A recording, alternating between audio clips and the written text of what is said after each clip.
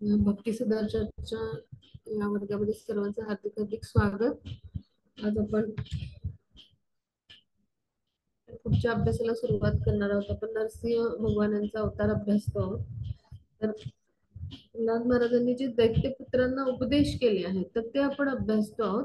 तर आपण नेहमीप्रमाणे आपल्या क्लासची सुरुवात प्रार्थनेने मंगलाचरण करून गुरुप्रणाम मंत्र करून करणार आहोत आणि त्यानंतर आपला जो आजचा अभ्यास आहे तो आपण पुढे घेऊन जाणार आहोत.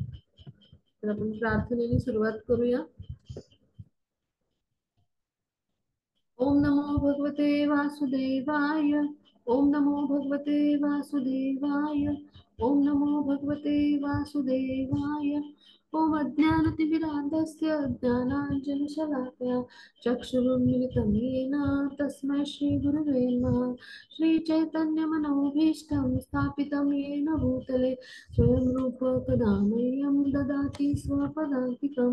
वन्देऽहं श्रीगुरो श्रीयुतपदकमलं श्रीगुरुं वैष्णवांच श्रीरूपं साग्रजातं सहगणरघुनाथान्वितं तं सजीवं साद्वैतं सावधूतं परिजनसहितं कृष्णचैतन्यदेवं श्रीराधा कृष्णपादान् सहगणललिता श्रीविशाखान्वितांश्च.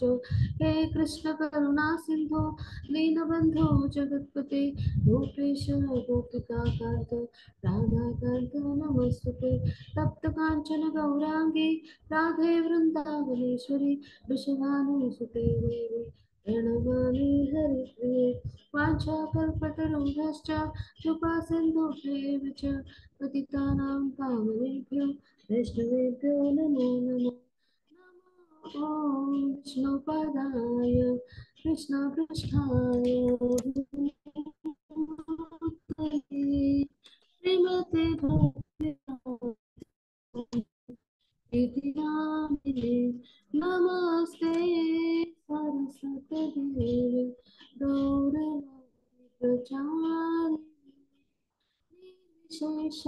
शून्यवादी पाश्चात्य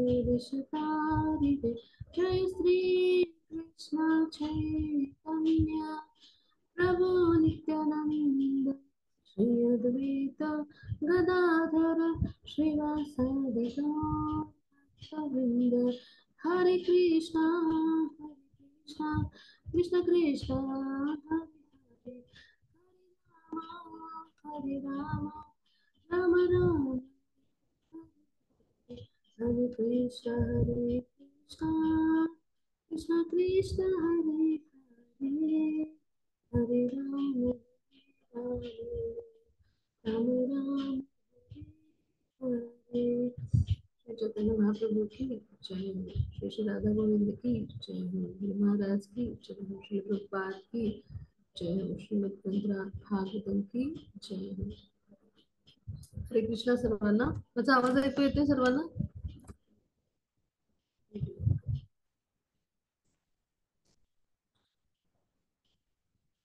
आपण मागच्या भागामध्ये दैत्यपुत्रांना जे उपदेश केले होते प्रल्हाद महाराजांनी तर ते आपण थोडेफार अभ्यासले होते. तर आज आपण त्याचा पुढचा भाग अभ्यासणार आहोत. तर प्रल्हाद महाराज जे आहेत तर ते दैत्यपुत्रांना अजून काय मार्गदर्शन करतात तर ते आपण अभ्यासणार आहोत. तर आतापर्यंत आपण पाहिलं होतं की प्रत्येक मनुष्याचं अधिकतम आयुष्य 100 वर्ष आहे. पण इंद्रिय निग्रह न करणाऱ्या मनुष्याचं अर्ध आयुष्य पूर्णपणे व्यर्थच जातं आणि मग त्याचे रात्रीच्या वेळी 12 तास जे झोपून म्हणजे जातात तर अशा पद्धतीने त्याचा कालापळच होत असतो. म्हणजे 50 वर्षाचं आयुष्य त्याचं झोपूनच गेलं थोडक्यात आणि मग उरलेले 50 वर्षच त्याचं आयुष्य उरतं. म्हणजे जे काही 50 वर्ष आहेत 100 पैकी आणि मग त्यातली पण वर्ष तो आहार निद्रा भय नेतून या 4 शारीरिक आवश्यकता आहेत त्यासाठी दवडतो. म्हणजे अशा पद्धतीनं म्हणजे आपल्याला जे मिळालेला मनुष्य जन्म आहे की जो दुर्मिळ आहे तर आध्यात्मिक भावनेमध्ये प्रगती करून आपण या मनुष्य जन्माचा उपयोग केला पाहिजे. त्याचा सदुपयोग आहे खऱ्या अर्थाने. आणि आपण आहार निद्रा भय मैथुन या 4 आवश्यकतांचं प्रमाण जे आहे तर अशा व्यक्तीने की ज्याला आध्यात्मिक स्तरावर उन्नती साधायची तर त्यांनी काय केलं पाहिजे? कमी केलं पाहिजे. तर अशा पद्धतीने आपलं जीवन त्यांना सार्थकी लावायचा प्रयत्न केला पाहिजे. पण असा विचार जे आहे ते भौतिक जगतामध्ये येऊन जेव्हा मनुष्य जन्म मिळतो जीवात्म्याला, म्हणजे मनुष्याचं शरीर मिळतं, तेव्हा तो करत नाही आणि तो इंद्रिय तृप्तीमध्येच रममाण राहतो. आणि मग काय होतं की पुन्हा पुन्हा पुन्हा पुन्हा जन्म मृत्यूच्या फेऱ्यामध्ये तो येतच राहतो. मग इथपर्यंत आपण अभ्यासलं होतं. मग आता पुढे जाऊ आपण. हा, मग त्याची पुढची स्लाइड घेऊ आपण.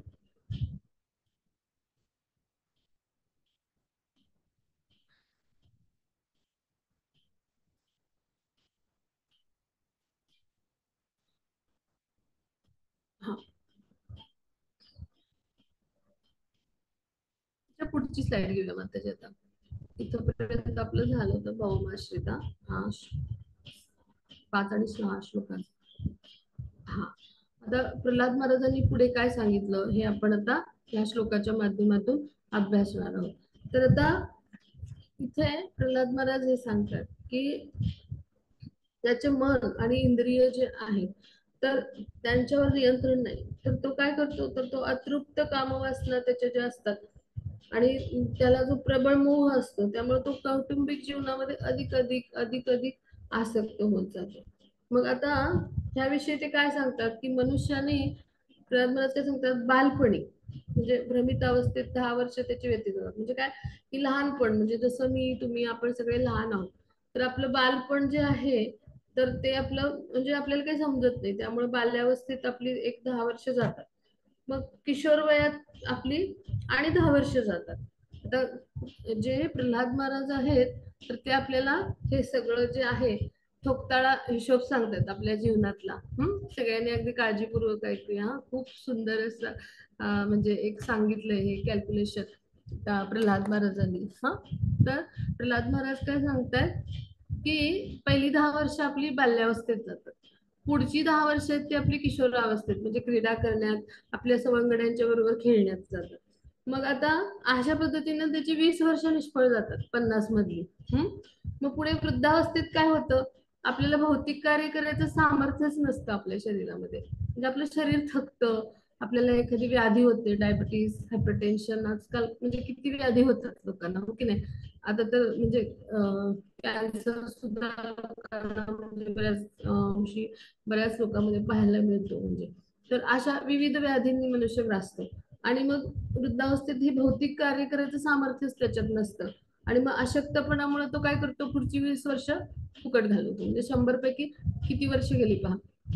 पहिली 20 वर्ष जी आहेत ती बाल्यावस्था आणि किशोरावस्थेमध्ये क्रीडा करण्यामध्ये, म्हणजे आपल्या लहान आपले जे बालक मित्र आहेत त्यांच्या बरोबर खेळण्यात किंवा सवंगड्यांच्या बरोबर फिरण्यात अशा पद्धतीने घालवतो. पण बाल्यावस्था म्हणजे तेव्हा आपल्याला काही समजत नसतं, भ्रमित अवस्था. मग अशा पद्धतीने ही 20 वर्ष गेली. मग पुढची वृद्धापकाळातली 20 वर्ष गेली, 40 गेली, हो की नाही, 60 मधली 100 वर्ष आयुष्य समजलं तर. आणि मग कुठलेही म्हणजे वृद्धावस्थेत आपण कुठलेही भौतिक कार्य करण्यास ते समर्थच नसतं. आणि मग आता माझ्या नातवंडाने काय करावं, तर माझ्या संपत्तीचं संरक्षण करावं अशी चिंता वाटते आपल्याला आणि आपण दुःखी होतो. आणि या दुःखामध्येच काय होतं, अर्ध आयुष्य आपलं निद्रेत गेलेलं असतं. म्हणजे 100 वर्षातली 50 वर्ष ऑलरेडी आपली कशी, म्हणजे 50 वर्ष निद्रेतच जातात प्रल्हाद महाराजांनी. मग त्या 50 मधली सुद्धा 20 वर्ष अशी गेली. मग त्या 30 मधली सुद्धा म्हणजे उरलेल्या 50 मधले जी 20 वर्ष बाल्यावस्था आणि किशोरावस्थेत गेली, मग त्यातली सुद्धा 30 मधली 20 वर्ष आपली वृद्धापकाळासाठी जातात चिंता करण्यात. म्हणजे आयुष्य ते काय उरलं आपल्याकडे, हो की नाही. म्हणजे अशा पद्धतीनं 30 वर्ष रात्रीच्या वेळी झोपून ती व्यर्थ गेली चिंता करण्यात. माझ्या नातवंडांनी संरक्षण करावं, प्रॉपर्टी जपावी, संपत्ती जपावी, अशा पद्धतीने विचार झाला. आणि मग काय झालं, मानवी जीवनाचा सदुपयोग कसा करायचा आणि आपल्या मनुष्य जीवनाचं ध्येय काय हे आपण समजूनच घेतलं नाही. अशा पद्धतीनं सगळी आयुष्यातली वर्ष आहेत, म्हणजे 100 हे आयु मर्यादा आहे कलियुगाची. पण खरं तर आजकाल 100 वर्ष आयु मर्यादा असणारे सुद्धा मनुष्य पाहायला मिळणं म्हणजे खूप दुर्मिळ झालंय. अशा पद्धतीची आपली आधुनिक जीवनशैली झाली. आणि मग त्या 100 वर्षाचा हा सगळा ठोकताळा हिशोब आहे. पण आता 100 वर्षापर्यंत पण जात नाहीत लोक. मग त्या 100 वर्षातली 50 वर्ष आपली झोपण्यात गेली, त्या उरलेल्या 50 मधली 30 वर्ष वरच चिंता करून पुन्हा झोपण्यातच गेली. आणि मग ती 20 वर्ष गेली ती आपली बाल्यावस्था आणि किशोरवय. म्हणजे उरलं काय, काहीच नाही, हो की नाही. म्हणजे काय की मनुष्य जीवनाचं ध्येय काय आहे आणि मनुष्य जीवन कशासाठी आहे हे समजूच आलं नाही, किंवा आपण जाणून जाणून घेण्यासाठी हा मनुष्य जन्म होता मिळालेला आपल्याला, पण आपण ते कार्य केलंच नाही. आणि अशा पद्धतीने आपण जन्ममृत्यूच्या फेऱ्यामध्ये पुन्हा पुन्हा पुन्हा पुन्हा येत राहिलो. म्हणजे काय झालं की मनुष्य जीवनाचा सदुपयोग कशासाठी करायचा आहे आणि मनुष्य जीवन कशासाठी हे कळलंच नाही. आणि 100 मधली अशा पद्धतीने 70 वर्ष आपण व्यर्थ घालवली, जर 100 वर्ष आपल्यासाठी आयुष्य होतं तर. आणि उरलेल्या 30 वर्षात सुद्धा काय केली आपण, चिंताच केली. म्हणजे ती एक प्रकारे चिंता आणि म्हणजे ती आपल्या भविष्य काळातील म्हणजे पुढच्या पिढीने आपल्या संपत्तीचं संरक्षण करावं असा विचार करण्यामुळे चिंता आणि निद्रा, म्हणजे ती 30 वर्ष सुद्धा व्यर्थच झोपून घालवली आपण. म्हणजे काय की 100च्या 100 वर्ष जी मिळालेली होती, समजा 100 वर्ष आयुष्य आहे आपल्याला, आता सुद्धा तितकी आयुमर्यादा आहेच आहे. पण आधुनिक शैलीमुळे, आपल्या जीवनशैलीमुळे तितक्या आयुमर्यादेपर्यंत सगळ्यांचाच काळ होतो पूर्ण असं नाही, पण ती आहेच कलियुगासाठी 100 वर्ष आयु मर्यादा. तर मग ही 100च्या 100 वर्ष आपण व्यर्थ घालवली असाच याचा अर्थ होतो की नाही. म्हणजे काय की मनुष्य जीवनाचं ध्येय काय आहे आणि मनुष्य जीवनाचा सदुपयोग कशासाठी केला पाहिजे हे जर आपल्याला कळलं नाही, तर आपण पुन्हा पुन्हा आपल्या जे काही कर्म करतो त्यामुळे जन्म मृत्यूच्या चक्रामध्ये अडकून पडत राहतो. अशा पद्धतीने प्रल्हाद महाराज आपल्या सवंगड्यांना सांगतायत. आता पुढे जाऊ आपण. हा मग त्याच्या पुढच्या स्लाइडवर. हा, आणि म्हणून काय म्हणतात प्रल्हाद महाराज की आपले जे मित्र आहेत त्यांना सांगतात की म्हणून काय केलं पाहिजे, आपल्या मित्रांना ते प्रेमाने सांगतायत पहा की म्हणून आपण सगळ्यांनी, म्हणजे आपण असुर कुळामध्ये जन्माला आले आहोत, पण आपण अशा पद्धतीनं कार्य केलं पाहिजे की ज्यामुळे काय होईल की आपल्याला कृष्ण प्राप्ती होऊ शकेल.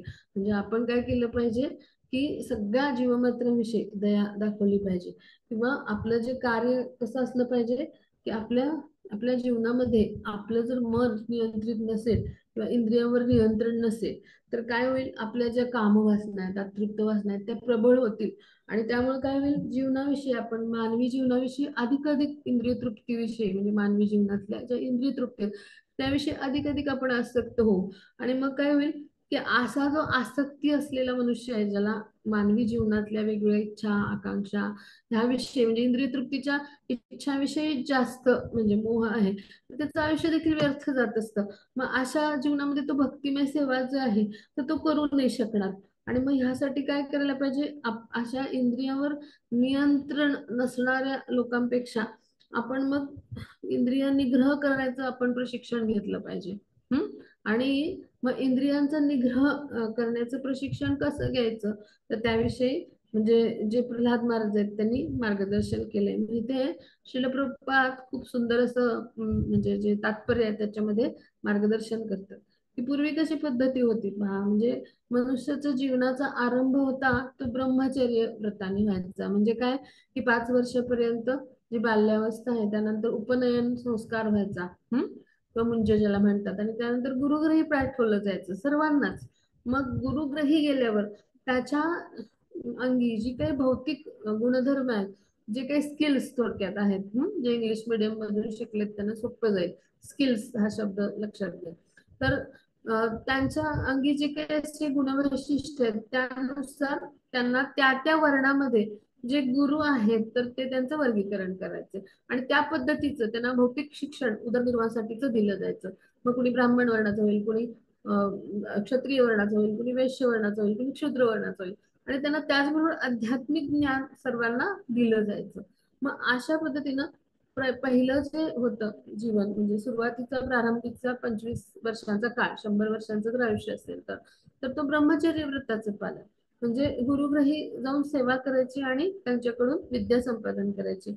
मग त्यावेळेला ब्रह्मचारी जीवन जगण्याचं प्रशिक्षण दिलं जायचं. मग पुढे जर तो गृहस्थ आश्रमात सुद्धा त्यांनी गुरु आज्ञेने जायचं, गुरूंच्या मार्गदर्शनानुसार, आणि नियामक तत्वांचं पालन करायचं तिथे सुद्धा आध्यात्मिक स्तरावर जे काही मार्गदर्शन आहे त्यानुसार. आणि इंद्रिय निग्रह करण्याचं प्रशिक्षण सुद्धा त्यांना म्हणजे जे आहे तर ते दिलं जायचं. म्हणजे काय की विवाह यज्ञ हा कशासाठी असायचा, किंवा गृहस्थाश्रमामध्ये एखादा व्यक्ती जेव्हा गृहस्थाश्रमामध्ये जात असेल तर तेव्हा आपल्या इंद्रियांचं शमन करून आपला आध्यात्मिक उन्नतीचा मार्ग पुढे नेता यावा यासाठी विवाह यज्ञ किंवा विवाह संस्कार हा केला जात असे. आणि त्याचं उद्दिष्ट काय असायचं? अपत्य प्राप्ती.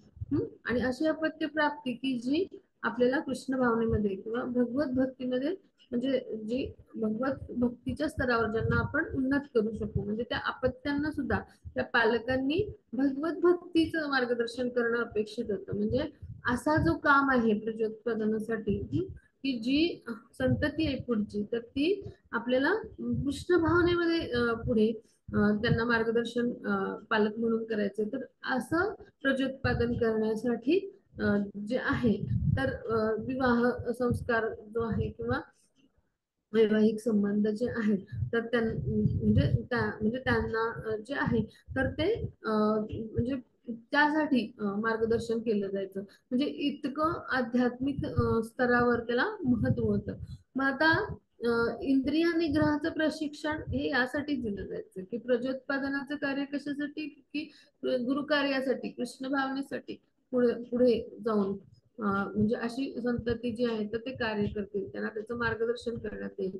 आणि इतर वेळी म्हणजे अशा पद्धतीचं आपलं कार्य किंवा जबाबदारी जी आहे गृहस्थाश्रमाची ती पूर्ण करून इतर वेळी आपला इंद्रिय निग्रह असला पाहिजे. मग त्याला म्हणायचं गृहस्थाश्रमातलं ब्रह्मचर्य व्रताचं पालन करणं अपेक्षित आहे.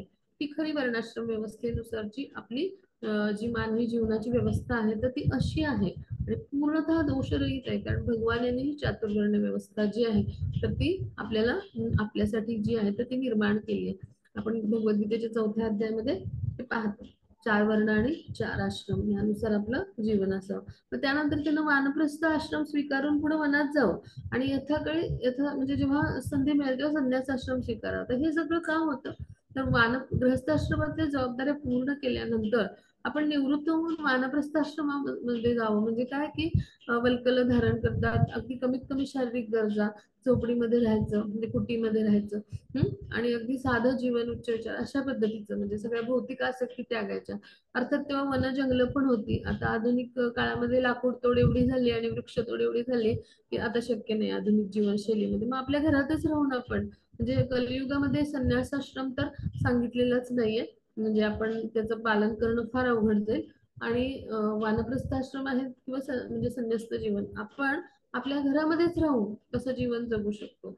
म्हणजे काय की आपल्या सगळ्या आसक्ती ज्या आहेत, भौतिक आसक्ती, आपण त्यागून आपण आपली जी आसक्ती आहे ती कृष्णांप्रती वाढली पाहिजे. कृष्णचरणांची सेवा करण्याप्रती आपली आसक्ती जेव्हा आपण वाढवू किंवा असे प्रयत्न जेव्हा करू, म्हणजे प्रत्येक आपलं इंद्रिय आहे तर ते कृष्ण सेवेमध्ये कसं रत होईल, तर असं जेव्हा आपण प्रयत्न करू तर त्यावेळेला काय होईल की आपण त्या जीवन मृत्यूच्या जे चक्र आहेत की ज्याच्यात पुन्हा पुन्हा पुन्हा पुन्हा येत असतो, तर या सगळ्यातून आपण कसे होत जाऊ, तर ह्या सगळ्या म्हणजे जीवन मृत्यूचं जे चक्र आहे किंवा 84 लक्ष योनीमधून आपला प्रवास आहे, तर या सगळ्यातून आपण मुक्त होत राहू.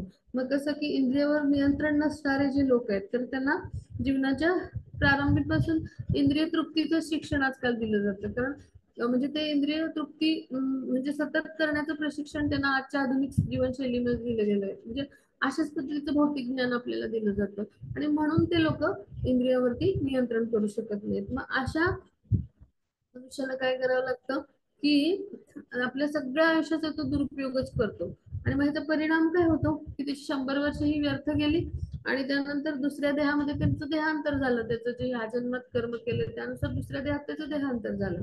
मग अशा पद्धतीने या मनुष्यानं ह्या जीवनामध्ये पण तपस्या केली नाही आणि पुढील म्हणजे येणाऱ्या जीवनामध्ये पण कुठला जन्म मनुष्याचा असेल माहित नाही. मग श्वान, शुकर, मांजर कुठल्याही निकृष्ट योनीमध्ये पण त्याला जन्म मिळेल. म्हणजे अशा पद्धतीनं इंद्रिय तृप्ती आणि कामवासनांनी युक्त असं म्हणजे संकटच येते एक प्रकारची इंद्रिय तृप्ती आणि कामवासनांनी आणि भरलेलं मनुष्याचं जीवन असतं. मग हे सगळं जाणतात प्रल्हाद महाराज, म्हणून ते काय सांगतात की म्हणून इंद्रिय निग्रह करण्यास असमर्थ झाल्यामुळे कौटुंबिक जीवनावर अत्याधिक आसक्त जर एखादा मनुष्य झाला तर मग तो त्या पाशामध्ये आपली पत्नी, मुलं, बाळ ह्याच्यात गुरफटून जातो.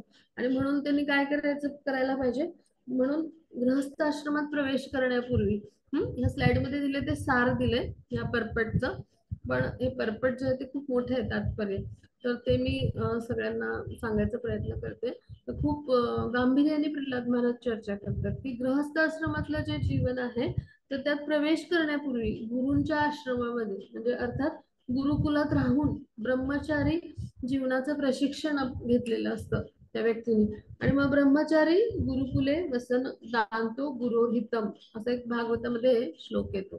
तर याचा अर्थ काय की ब्रह्मचार्याच्या जीवनाच्या म्हणजे त्याला जीवनाच्या प्रारंभापासूनच गुरुच्या हितासाठी सर्वस्वाचा त्याग करायचं प्रशिक्षण दिलेलं असतं. पहा किती गुरुकुल पद्धती आपली उत्तम आहे, पहा सर्वश्रेष्ठ आहे. म्हणजे त्यागाची वृत्ती आहे ना, ती जीवनाच्या प्रारंभापासूनच आपल्याला शिकता आली पाहिजे. पण आपण काय शिकतो, तर आपण इंद्रिय तृप्ती म्हणजे मला हवं म्हणजे आसक्तीची वृत्ती म्हणजे आसक्तीची भावना शिकतो आपण. या भौतिक जगतातलं जे आधुनिक जीवनातलं प्रशिक्षण कसं आहे आपल्याला, तर आसक्ती म्हणजे आपल्याला इंद्रिय तृप्ती किंवा इंद्रिय तृप्तीच्या आसक्ती इच्छा वाढवणारं प्रशिक्षण आहे. पण आपलं गुरुकुलमध्ये जे प्रशिक्षण दिलं जातं प्रारंभापासूनच ब्रह्मचारी जीवनाचं किंवा ब्रह्मचारी व्रताचं जे प्रशिक्षण असतं त्यावेळेला त्यागाची वृत्ती आणि कशासाठी, तर गुरूंच्या हितासाठी सर्वस्वाचा त्याग करायची वृत्ती जी आहे किंवा त्यागाचं मार्गदर्शन केलं जातं. म्हणजे असं प्रशिक्षण दिलं पाहिजे. म्हणजे आपण दीक्षा घेतो म्हणजे काय, तर गुरूंच्या चरणी आपण सेवक म्हणून दास म्हणून जे आहे ते कार्यरत होतो. आपण गुरुवंदना गातो की नाही, म्हणजे तर त्या गुरुवंदनेमध्ये काय म्हणतो, श्री गुरु चरण पद्म केवल भक्ती सद्म असं म्हणतो की नाही. मग श्री गुरु चरण पद्म म्हणजे पद्म म्हणजे काय, कमळ कमळ. तर गुरूंचे चरण कसे आहेत, चरण कमल म्हटलंय त्यांना. आणि श्री म्हणजे काय, श्रीचा अर्थ माता लक्ष्मी, गॉडेस ऑफ फॉर्च्यून. किंवा राधाराणींना पण काय म्हटलं जातं, श्री म्हटलं जातं, श्रीजी. म्हणजे काय की आपले जे गुरु आहेत ते कोणी सामान्य व्यक्ती नाहीत, ते महात्मा आहेत उच्च कोटीचे. त्यांच्यावर राधाराणी म्हणजे काय, भगवानांची जी अल्हादिनी शक्ती म्हणजे काय की अंतरंग शक्ती. तर ह्या म्हणजे ह्या शक्तीची गॉडेस ऑफ फॉर्च्यून म्हणजे काय, तर ते ती सुद्धा भगवानांची दैवी शक्ती म्हणजे दैवी प्रकृतीचा या भाग येतात. तर ह्यांची कृपा आहे ज्यांच्यावर, ह्या सगळ्या सिद्धी ज्यांना प्राप्त आहेत असे ते दैवी प्रकृतीमध्ये स्थित असलेले. आपण भगवद्गीतेमध्ये श्लोक अभ्यासतो, महात्मानस्तु माम पार्थ असा एक श्लोक येतो ना, दैवी प्रकृती आश्रिता असा.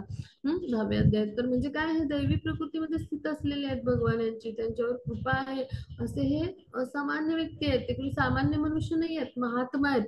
मग असे जे गुरु आहेत की त्यांचं काय, श्री गुरु चरण पद्म केवल भक्ती सद्म. सद्म म्हणजे काय, सदन घर. हम्म तर ते आपलं घर आहे. गुरूंचे चरण म्हणजे त्यांचं चरण कमल हेच आपलं घर आहे. शिष्याने कसं असलं पाहिजे, तर त्या गुरूंच्या चरणांशी समर्पित असलं पाहिजे. आपलं तेच घर आहे आणि तिथेच आपण रमलं पाहिजे. म्हणजे काय की चरण कमल का म्हटले, तर वेगवेगळे जी सुवासिक फुलं आहेत तर तिथं मधमाशी ही जात असते तिथला मकरंद घ्यायला. मग केतकीचं पण फुल असतं, पण केतकीचं फुल कसं असतं, काटेरी असतं. तर तिथे त्या सुवासाकडे ती आकर्षित होते जी मधमाशी आहे. पण काय होतं की जेव्हा तिथे तो मकरंद घ्यायला जाते तेव्हा पूर्ण रक्त म्हणजे ती रक्ताने बंबाळ होते. का तर ते काटेरी फुल आहे, काटे असतात बाजूला. असंच आपलं जीवन आहे. म्हणजे आपलं मधुमाशी आपलं कसं आहे की मधुमाशी सारखं भौतिक जीवन आहे. आपण त्रिविध तापांनी असे बंबाळ होत असतो आणि आपण काय करतो, थोडस सुख शोधायला जात असतो मकरंद म्हणजे. आणि आपण अशा पद्धतीने म्हणजे त्रिविध तापांनी ग्रासलेले असतो. मग परत काय होतं, पलाश म्हणून एक झाड आहे, त्याचं फुल असतं, पळस म्हणतात त्याला. तर तिथे काय असतं, ते फुल फार सुंदर सुवासिक असतं. पण काय होतं, त्याच्यामध्ये आपण सुवास जर असं घ्यायला गेलो किंवा ती मधमाशी घ्यायला गेली तर त्याच्यामध्ये किडे असतात, छोटे छोटे कीटाणू असतात, ते नाकात जातात. म्हणजे काय की क्लेश होतात पुन्हा. म्हणजे आता मधमाशी म्हणजे आपण आपलं जीवन भौतिक असं समजू शिष्याचं. म्हणजे काय की पुन्हा नाकामध्ये कष्टदायक क्लेशदायक असे किडे गेले म्हणजे काय, भौतिक जीवन आपलं असं आहे की क्लेशदायक कष्टदायक आहे. आपण छोटस सुख शोधायला जातो. म्हणजे अशा पद्धतीने आपण सुख शोधत असतो वेगवेगळ्या ठिकाणी. पण आपलं खरं सुख कुठे आहे, तर गुरुचरणांशी. कसं, तर गुरूंचे चरण काय म्हटले, चरण कमल म्हटले त्यांना. म्हणजे काय की गुरूंचे जे चरण आहेत तर त्यांच्या चरणां म्हणजे चरण कमल असं त्यांना म्हटले. म्हणजे काय की कमळाचं फूल जे आहे आणि मधमाशी ह्यांचं जे एक असतं, यांचा एक संबंध आहे की कमळाचं फूल सुवासिक आहे ते, तर त्याचा गंध जो आहे तो मधमाशीला खेचतो. सृष्टीमधलं हे सर्वात सुंदर असा संबंध मानला गेला. तर तो काय करतो, मधमाशीला त्या खेचतो, तो जो सुवास आहे तो, किंवा तो मकरंदाचा वास आहे, आणि ती मकरंद घ्यायला त्या कमळामध्ये जाते. मग हे सर्वात सुंदर असं संबंध मानला. मग असंच गुरूंचं कार्य आहे. जे गुरु आहेत त्यांच्या चरण कमलाशी म्हणजे जे आहे, तर ते शिष्य जो आहे तर तो अशा पद्धतीने खेचला जातो. म्हणजे काय, की गुरूंच्या चरण कमल जे आहे, तर त्यांच्या चरणांशी जी रज आहे, छोटी छोटी रजाचे जे मकरंद आहेत, तर त्यातून कृपा मिळत असते शिष्याला.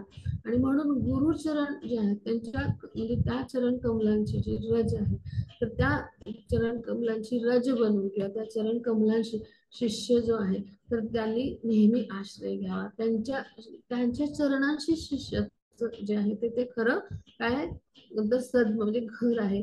कारण उदाहरण घेऊ आपण, प्रयागराजला कुंभमेळा होता, तिथे गेलो. मग तिथं मोठमोठे तंबू घातले होते. मग काय झालं, आपण 1-2 महिने तिथे जाऊन राहिलो तंबूमध्ये. रोज प्रसाद मिळत होता, सगळं दर्शन होत होतं तीर्थक्षेत्रांचं, असं छान चाललं होतं. मग 2 महिन्यांनी संपला जो आहे तो कुंभमेळा. तर तिथले सगळे जे तंबू आहेत ते हलवले गेले. मग आता एक मनुष्य होता, तर तो म्हणाला, मी तर रात्री झोपलो होतो या तंबू खाली, सकाळी उठतो तर माझा बिछाना गेला, तंबू गेला, हे गेलं कुठे सगळं. मग तेव्हा व्यक्तीने एका दुसऱ्याला विचारलं त्यांना, तुम्ही परत जायचं, तुमच्या घरी तिकीट नाही का काढून आलात इकडे, इथे तर फक्त कुंभमेळा 2 महिन्यासाठीच होता. तर तो म्हणाला, नाही मी काढले तिकीट माझं. आपली परिस्थिती अशी होते, आपल्याला आपल्या घरी परत जायचं, आपण तिकीटच काढलं नाही म्हणजे काय, की आपल्याला माहितीच नाहीये आपलं खरं घर कोणतं आहे, किंवा आपलं मुख्य घर कोणतं आहे, तर गोलोक वृंदावन. मग तिकडं जायचं आपल्याला तिकीटच काढायचं माहिती नाही, आपण या भौतिक जीवनात आलोय पण आपल्याला माहितीच नाहीये. म्हणजे कोण आपल्याला जाणीव करून देतात किंवा हे कोण आपल्याला मार्गदर्शन करतं, तर आपले गुरु. आणि म्हणून गुरूंचे चरण जे आहेत, तर त्यांच्या चरणांशी आपण गेल्यावर आपल्याला गुरु काय करतात, तर आपलं जे मूळ घर आहे तर तिथे नेऊन पोचवू शकतात. म्हणून गुरूंचे चरण हेच आपलं या जीवनामधलं जे आहे ते खरं घर आहे, की तिथे गेल्यामुळं त्यांच्या चरणांमध्ये जे आपल्याला कृपा बिंदू मिळतील, त्या चरणांमधून चरणरज मधून जे बिंदू मिळतील, एखादा बिंदू जरी मिळाला कृपेचा, तरी काय होईल, आपला उद्धार होऊ शकेल. आणि म्हणून आपण कसं असलं पाहिजे, गुरुचरणांशी आपल्या सर्वस्वाचा त्याग करण्याची आपली तयारी असली पाहिजे. आणि असं प्रशिक्षण जे आहे ते ब्रह्मचर्य जीवनामध्ये दिलं जातं. म्हणजे दीक्षा म्हणजे असं सामान्य विधी नाहीये, गुरूंना दिलेली ती प्रतिज्ञा आहे की तुमच्या चरणांशी राहून तुमच्या सगळ्या कार्यामध्ये मी माझं सर्वस्व अर्पण करेन, सर्व काही अर्पण करेन. असं जर आपण केलं नाही तर काय होईल, त्या गुरूंच्या कृपेचा लाभ आपल्याला घेता येणार नाही. म्हणजे सर्वांना तर असं वाटेल आयडीसी कोर्स करायचा आणि दीक्षा घ्यायची, एवढंच आम्हाला माहिती आहे. बिलकुल नाही असं. तर गुरुकृपा मिळणं खूप महत्वाचं आहे. आणि गुरुकृपेचा ओघ कधी मिळेल, आपण स्वतःला समर्पित केलं पाहिजे. एखाद्या याचकासारखं, एखादा जो भिकारी असतो किंवा याचक असतो, तो काय करतो, तर आपण पाहिलं असेल की तो शू पॉलिश करतो, किंवा तो आणखी काहीतरी करतो, आपली जर लगेज असते ते साफ करतो, आपले बूट पॉलिश करतो. त्याला याचना म्हणजे तो याचक असतो, त्याला काहीतरी हवं असतं, पण तो मनानेच करतो सगळ्या गोष्टी. त्याला सांगायला लागत नाही शू पॉलिश करून दे, माझी बॅग साफ करून दे. आपण पाहिलं असेल असे प्रसंग भौतिक जीवनामध्ये. तो काय करतो, याचक किंवा भिकारी असतो, तो काय करतो, तर येतो आणि आपले शूज पॉलिश करून देतो किंवा आपली पेटी साफ करून देतो, हो की नाही. मग अशा पद्धतीने तो सेवा करतो. मग असा आपला याचक भाव असला पाहिजे. गुरूंच्या चरणी आपण अशा पद्धतीने सेवा करायचा भाव आपला ठेवला पाहिजे, समर्पित पद्धतीने. आणि गुरूंनी केलेला त्याग आपल्याला माहित असला पाहिजे, किंवा गुरूंच्या त्यागाची कल्पना आपल्याला असली पाहिजे. तेव्हा आपण त्यांच्या तो जो त्याग आहे तर तो त्याग समजून घेऊन त्यांच्यासाठी सर्वस्वाचा आपले त्याग करण्यासाठी आपण समर्पण करू शकतो. यासाठी आपल्या गुरूंचं चरित्र आपल्याला माहिती पाहिजे, की आपल्या गुरु महाराजांनी श्रील प्रभुपादांसाठी कशा पद्धतीने आपल्या जीवनात त्याग केले आहे, किंवा श्रील प्रभुपादांनी आपल्या जीवनामध्ये आपल्या गुरूंच्या म्हणजे आज्ञेखातर किंवा गुरूंच्या आज्ञापालनाखातर कशा पद्धतीचं आपल्या म्हणजे आपलं जीवन जगून आपल्या सर्वस्वाचं त्याग केलंय आणि आपलं सर्व काही गुरुचरणी अर्पण केलंय, हे जेव्हा आपण समजून घेऊ तेव्हा आपल्याला खऱ्या अर्थानं गुरूंचं जे त्याग आहे तो समजेल. आणि त्या त्यागामुळं आपलं सुद्धा आपण तिकडे आकर्षित होऊन आपली सुद्धा मानसिकता गुरूंसाठी आपलं सर्व काही त्यागण्याचं जे समर्पण आहे ते आपल्यामध्ये येईल. आणि ह्यासाठी गुरुवेळी पाठवलं जातं. म्हणजे ह्यासाठी काय केलं पाहिजे, आपण गुरूंना म्हणजे गुरूंचा त्याग आणि गुरूंचं कार्य समजून घेतलं पाहिजे. फक्त दीक्षा झाली आणि पुढे शब्द देवीदासी लागला असं नाही अर्थ. गुरुपूजेचं महत्व हे आहे. रोज आपण गुरूंच्या चरण कमलांची पूजा करतो. यासाठी श्रील प्रभुपादांनी सांगितलंय की 16 माळा जप आणि गुरुपूजा, म्हणजे एका भक्ताला अशा सूचनाच दिल्या होत्या त्यांनी की गुरुपूजा आणि 16 माळा जप जर तू करशील तर निश्चित भगवत धामाची तुला प्राप्ती होईल. हे महत्व आहे. म्हणजे काय, गुरुचरण हे आपलं काय आहे, घर आहे. आणि तिथे आपण कसं असलं पाहिजे, हीन दीन असं असं याचक भावानी असलं पाहिजे. म्हणजे अशा पद्धतीनं प्रशिक्षण आपल्याला गुरुकुल पद्धतीमध्ये दिलं जातं किंवा गुरु शिष्य परंपरेमध्ये दिलं जातं. किंवा कापूराचं उदाहरण घेऊ आपण. कापूर कसा असतो, तर कापूर जेव्हा आपण तो प्रज्वलित करतो तर तेव्हा काय करतो, तो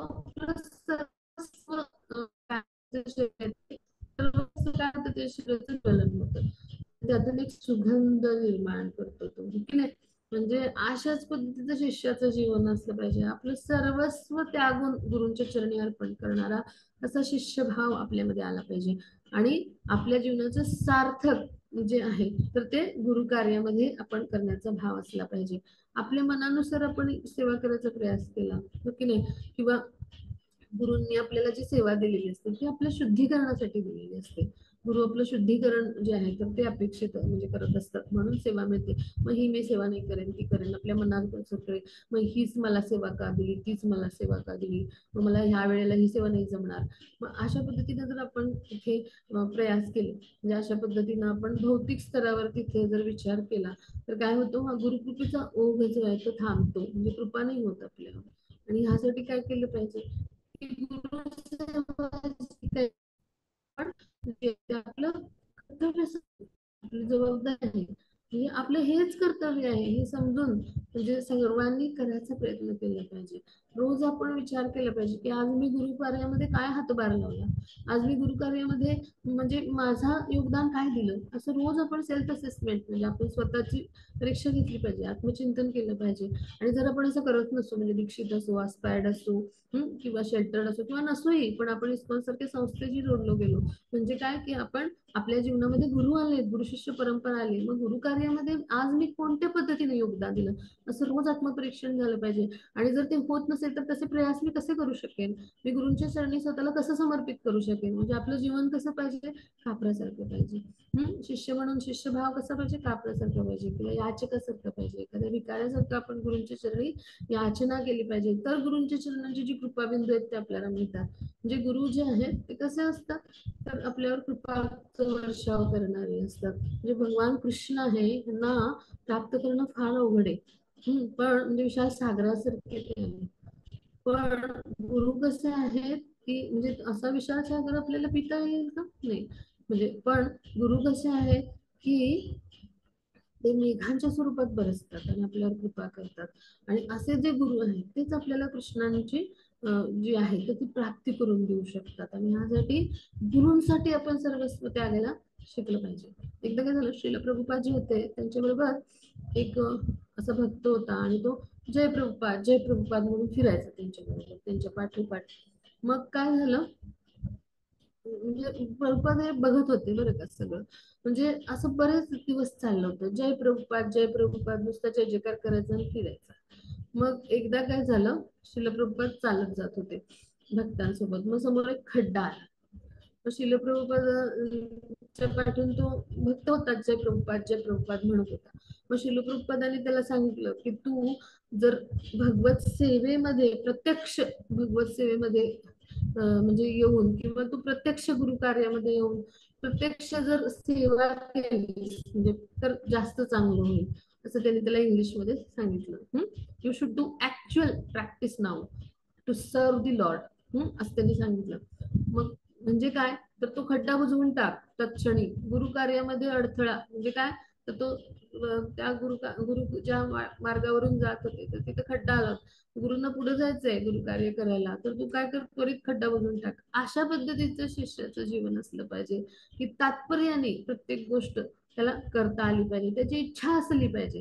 क्षमता आणि बळ आहे ते गुरु द्यायचं काम करतात, त्याची इच्छा प्रामाणिक असली पाहिजे. इच्छा तळमळी म्हणजे इच्छेची म्हणजे इच्छा जी आहे ती प्रामाणिक आणि त्याची ती तळमळ गुरूंना दिसली पाहिजे.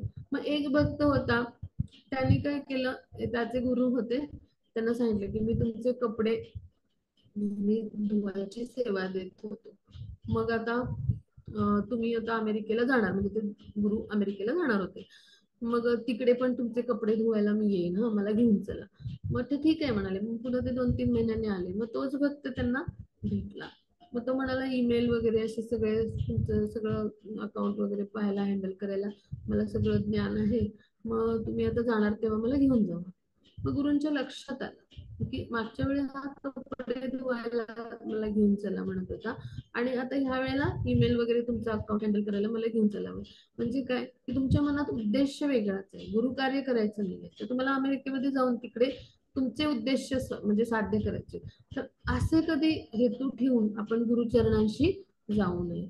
मग काय होतं, तर गुरुकृपेचा ओघ जो आहे तो आपल्याकडे येत नाही. म्हणजे आपण गुरुचरणांशी नेहमी गुरु कार्यामध्ये आपण कसं सहकार्य करू आणि गुरु कार्यामध्ये आपण स्वतःला कसं समर्पित करू यासाठी आपण जाणं आवश्यक आहे. बऱ्याच भक्तांचं असं होतं पहा, किंवा गुरु कार्य आहे, आपण हा भक्ती सदाचारचा आपण क्लास करतो, यामध्ये विविध भक्त विविध सेवा देतात, हे सुद्धा गुरु कार्य आहे. आपण कृष्णांचे विचार जे आहेत ते वेगवेगळ्या भक्तांपर्यंत पोहोचवतो. मग ह्या कार्यामध्ये सुद्धा आपण ती प्रामाणिकपणे आपण करणं, ती सेवा अपेक्षित आहे. आपल्याकडून चुका त्रुटी होणार सेवा करताना, पण त्या प्रामाणिकपणे आपण मान्य करायच्या. आपण सांगायचं त्यावेळेला ही सेवा मी नाही करू शकत, पण आपली करेन. म्हणजे काय की गुरुचरणांशी असताना आपण कसं पाहिजे, अत्यंत प्रामाणिकपणे असलं पाहिजे. कारण गुरु काय करतात की आपल्या सगळ्या चुका किंवा आपले अपराध याला क्षमा करत असतात. पण कृष्ण असतात ते परमात्मा स्वरूपात साक्षी असतात आपल्या हृदयामध्ये. आपण गुरूंच्या चरणी एखाद्या भक्तानी अपराध केला, म्हणजे खोटेपणा केला किंवा असत्य आचरण केलं, तर गुरु मोठ्या मनाने क्षमा करतात. कारण गुरूंचं कार्यच आहे ते. प्रत्येकाविषयी करुणा आणि दया असते गुरुंना. इतके उत्तम कोटीचे म्हणजे ते वैष्णव असतात. पण श्रीकृष्ण पाहत असतात सर्व काही. मग श्रीकृष्ण काय करतात, अधर्माला काय करतात, अधर्माला काय करतात, दंडितच करतात.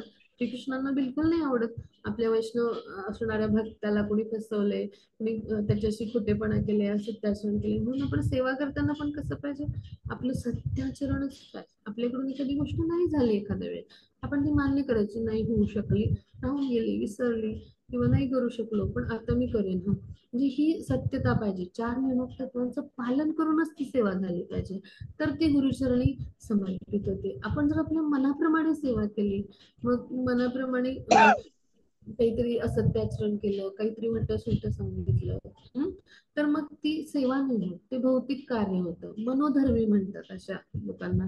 असं मनोधर्मी कार्य नाही करायचं आपल्याला. आपल्याला शिष्य म्हणून ते कसोटीला खरं उतरायचं. यासाठी काय केलं पाहिजे, आपल्या म्हणजे जे आहे वासना, इच्छा यांचा त्याग करायला शिकलं पाहिजे. सत्याचं आचरण करायला शिकलं पाहिजे. 4 नियमक तत्वांचं पालन केलं पाहिजे. गुरुचरणी आपण याच्याच भावाने की अशी अशी सेवा मी म्हणजे जीवात्मा म्हणून समर्पित होऊन मला जितकी काही शक्य ती यथाशक्ती यथामती करते आहे किंवा करतोय, आणि तुम्हीच माझ्याकडून ती करून घ्या, अशा पद्धतीचा आपला जे आहे तर तो भाव असला पाहिजे. तेव्हा काय होईल की गुरुचरणांची आपल्याला प्राप्ती होईल. म्हणजे गुरुचरणांमधून जी कृपा मिळत असते, जे कृपेचे बिंदू मिळत असतात, कृपेचे मकरंद मिळत असतात, तर त्यासाठी आपण लालायत असलं पाहिजे. अशा पद्धतीचं आपला भाव असला पाहिजे. अन्यथा काय होतं, पण दीक्षा घेतली विषय संपला, पुढे काहीच नाही, असं नाही झालं पाहिजे.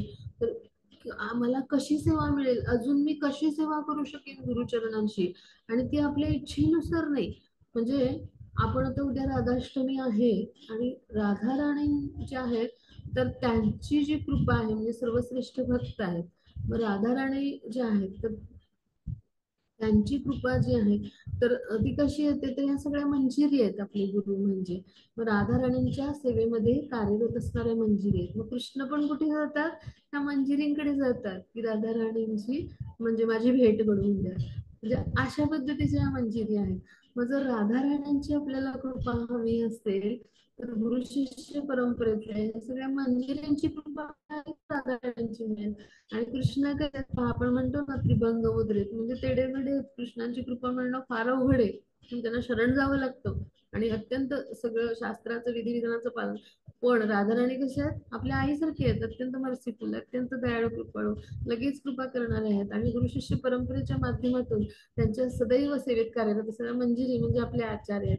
मग इतकं आपल्याला छान माध्यम मिळाले. मग आपण राधाराणींच्या सेवेमध्ये असं सांगितलं की मला अमुक वाजताच सेवा जमेल, असं चालेल का? हो की नाही?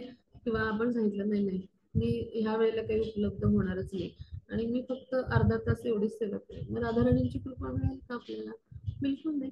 राधाराणी आपली परीक्षा पाहत असतात. आपलं मूल आपल्या आईच्या सेवेमध्ये कशा पद्धतीने समर्पित भावाने, कसा तळमळीने प्रयत्न करते. मग असे प्रयत्न जेव्हा आपले होतील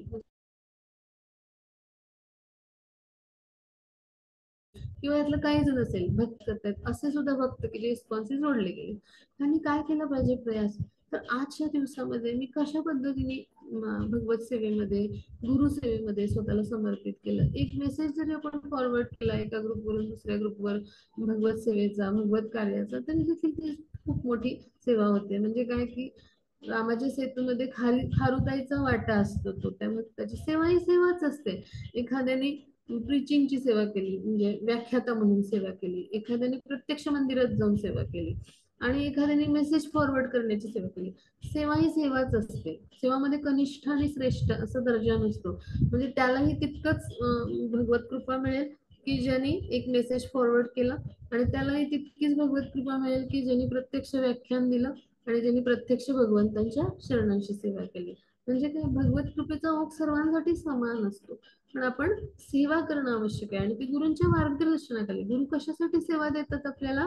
गुरूंच्या गुरूंची सेवा आपण कसं काया वाचा मनसा हे करण्यासाठी आपल्या सर्वस्वाचा त्याग करणं आवश्यक आहे. आणि ती सेवा का देतात, तर आपली शुद्धीकरणाची प्रक्रिया जी आहे तर ती पुढे नेण्यासाठी गुरु सेवा देत असतात. मग आपण हे जाणलं पाहिजे. आणि प्रत्येकाने आपल्या म्हणजे आपल्यापैकी असा आपला म्हणजे आपला असा असला पाहिजे प्रत्येकाचा मनोभाव की मला अजून कशी सेवा मिळेल, मला काही सेवा आहे का मंदिरामध्ये गेलो तर. आपले कोणतेही जे शिक्षा गुरु आहेत किंवा आपले उच्चस्तरीय गुरु आहेत किंवा साधक आहेत भेटले तर आपला पहिला प्रश्न असला पाहिजे की माझ्यासाठी काही सेवा आहे का. श्रील प्रभुपाद प्रत्येक जेव्हा मंदिरात जायचे किंवा प्रत्येक आचार्यांसमोर किंवा प्रत्येक वेळी ज्यांचा गुरूंशी पत्रोत्तर व्हायचं तर किंवा गुरूंशी भेट झाली तेव्हा त्यांनी प्रश्न काय विचारला, माझ्यासाठी काय सेवा आहे, how can I serve you, हे श्रील प्रभुपादांचं वाक्य होतं. मग हे प्रत्येक शिष्यामध्ये आलं पाहिजे.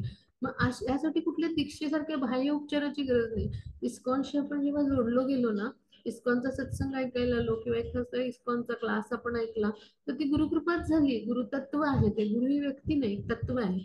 मग अशा पद्धतीनं गुरु आपल्या जीवनी आलेलेच आहे.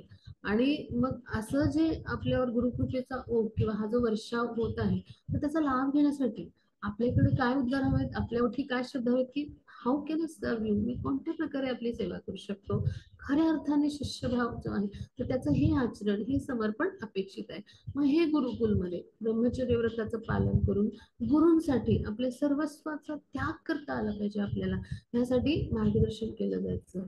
मग त्यानंतर काय होतं की अशा पद्धतीचं जीवन जेव्हा ब्रह्मचारी जगत असे तेव्हा प्रत्येक स्त्रीला स्वतःची माता समजून, मा स्त्री परदारेश्वर असं श्लोक येतो भारतामध्ये. म्हणजे आपली पत्नी सोडून प्रत्येक स्त्री गृहस्थाश्रमामध्ये असणाऱ्या व्यक्तींसाठी तर तिला माताच मानलं पाहिजे. आणि आपल्या समोर येणारी ब्रह्मचारी जीवनामध्ये प्रत्येक स्त्री ती माता समजून तर तिच्याकडं आपण भिक्षा मागण्यासाठी दारोदारी जाण्याचं प्रशिक्षण जे आहे ते दिलं जायचं. मग गुरूंसाठी भिक्षा गोळा करून शिष्य आणायचा. आणि ती भिक्षा गुरुला अर्पण करायची. त्यातला काही भाग मला पाहिजे, माझंही काही जीवन आहे, माझंही काही स्वतंत्र अस्तित्व आहे, माझ्याही काही इच्छा आहेत असं जर वाटलं, माझ्याही मनाला शांती हवी, तर असा शांती, कम्फर्ट, सुख शोधणारा व्यक्ती आहे त्याला कधी मोक्ष मिळू शकत नाही, त्याला कधी गोलोक मिळू शकणार नाही. कारण आपल्या स्वतःसाठी, स्वतःच्या आसक्तीपोटी जर कोणी कार्य करत असेल गुरूंच्या सोबत राहून, तर त्याला कधीच गुरुकृपा लाभणार नाही, भगवत कृपा. कारण आपल्या सर्वस्वाचा त्याग करायचा आहे गुरूंच्या चरणांशी. गुरूंचा एक दास, गुलाम, दास आणि गुलाम कुठे असतो? गुरूंच्या म्हणजे चरणांशीच असतो, हो की नाही? कधी तो माथ्यावर नसतो, हो की नाही? मग गुरूंच्या चरणांशी, हनुमान दाससेवाने रामरायांच्या चरणांशी राहायचे. अशा पद्धतीचा आपला भाव जो आहे तो आपल्यामध्ये निर्माण झाला पाहिजे, किंवा अशा पद्धतीचा भाव आपल्यामध्ये आला पाहिजे. यासाठी इंद्रियांचा निग्रह करून आपण गुरूंना सर्वस्व अर्पण करू शकतो. ह्याचं ब्रह्मचारी जीवनामध्ये प्रशिक्षण दिलं जायचं. मग ब्रह्मचारी आश्रमाचं पूर्ण प्रशिक्षण प्राप्त झाल्यावर तो त्याला जर इच्छा असेल आणि गुरूंच्या अनुमतीने, कारण जसं आईला आपल्या पुत्रांचा अभ्यास असतो तसं गुरूंना आपल्या शिष्यांचा अभ्यास असतो, शिष्यांविषयी कल्पना असते, त्यांच्या संमतीने तो विवाह जो आहे तो करू शकतो. मग नंतर तो अन्य गृहस्थांप्रमाणे, म्हणजे साधारण गृहस्थ होत नाही, की साधारण गृहस्थ भौतिक जीवनामध्ये काय करतात, तर इंद्रिय तृप्ती मध्येच रममाण झालेले असतात. मग असे जे साधारण गृहस्थ आहेत तर त्यांच्या सारखा तो नसतो. तर प्रशिक्षित गृहस्थ म्हणजे काय, तर या गृहस्थ जीवनामध्ये जे ज्ञान आचरण केले, ज्ञान संपादन केले, तर त्याचं जे आचरण आहे, तर यज्ञ, दान, तप अशा पद्धतीनं आपण करू शकतो. आणि मग गृहस्थाश्रमामध्ये सुद्धा असं प्रशिक्षित जो गृहस्थ आहे आध्यात्मिक स्तरावर, त्यांनी यथाकाळी गृहस्थ जीवनातल्या आपल्या जबाबदाऱ्या संपल्यानंतर त्याचा त्याग करून तो आध्यात्मिक जीवनामध्ये प्रगती करण्यासाठी वनामध्ये जातो, त्याला म्हणायचं वानप्रस्थ आश्रम.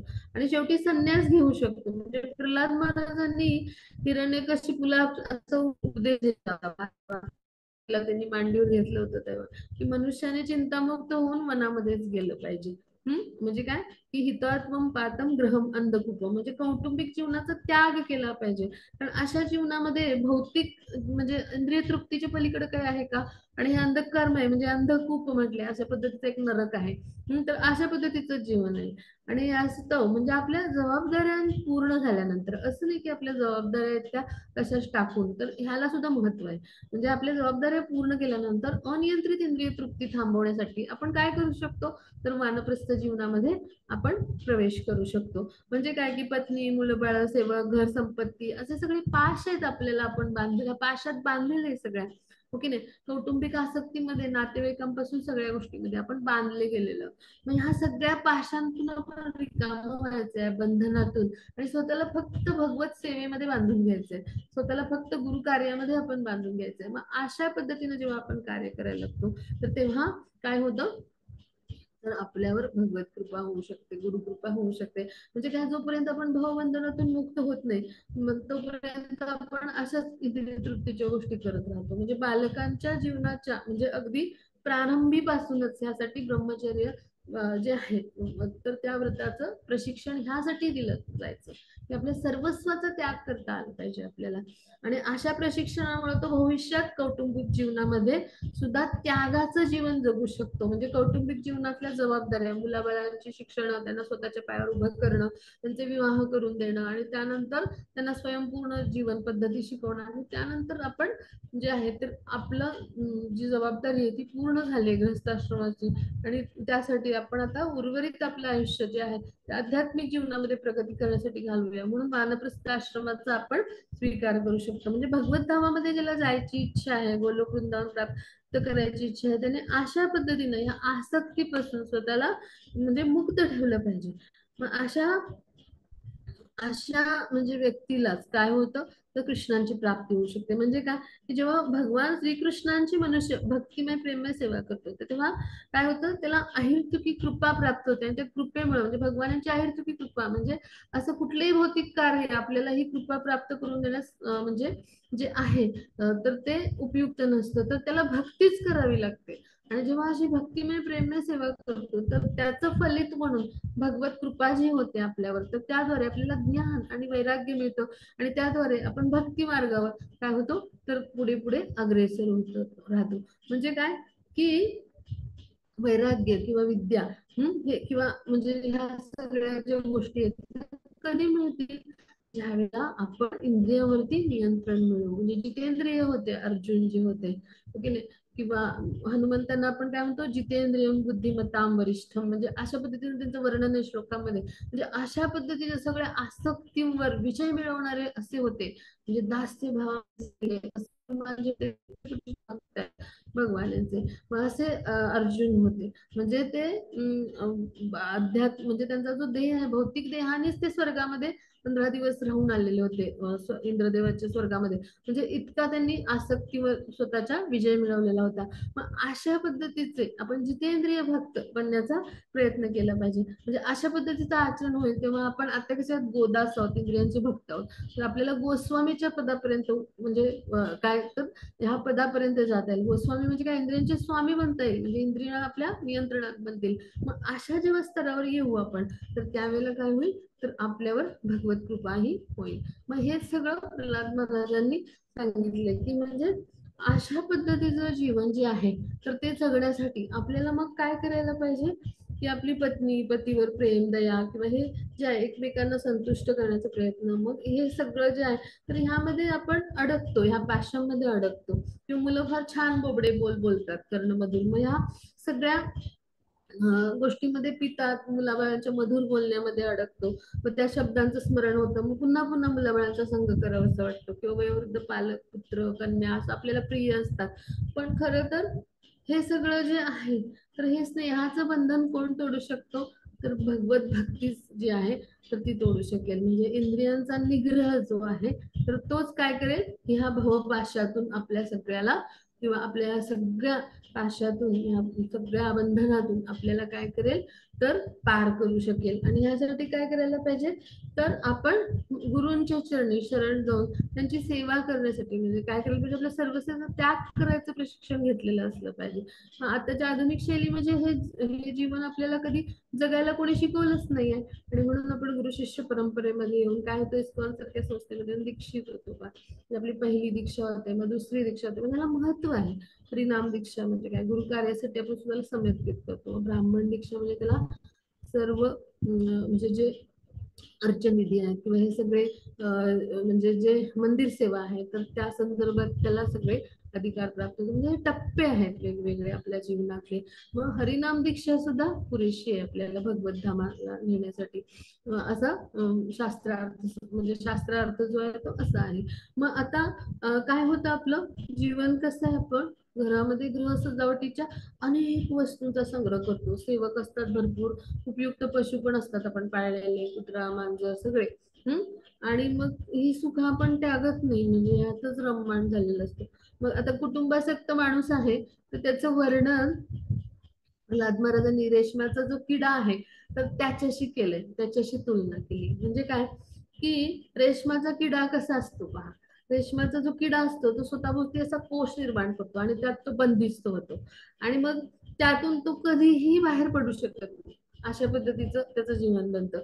आणि मग काय होतं, मनुष्य काय करतो, मग जननेंद्रिय आणि जिव्हा, या केवळ 2 इंद्रियांच्या द्वारे स्वतःला संतुष्ट करायचा प्रयत्न करून त्या भवबंधनात गुरफटत राहतो. म्हणजे रेशमाच्या किड्याचं काय होतो, त्या रेशीम तो निर्माण करतो, रेशमाचा जाळा, त्याच्यातच अडकून त्याचा मृत्यू होतो. मग तसंच होतं. मग असा मनुष्य जो आहे, तो कसा बरं या जन्म मृत्यूच्या फेऱ्यातून मुक्त होऊ शकेल.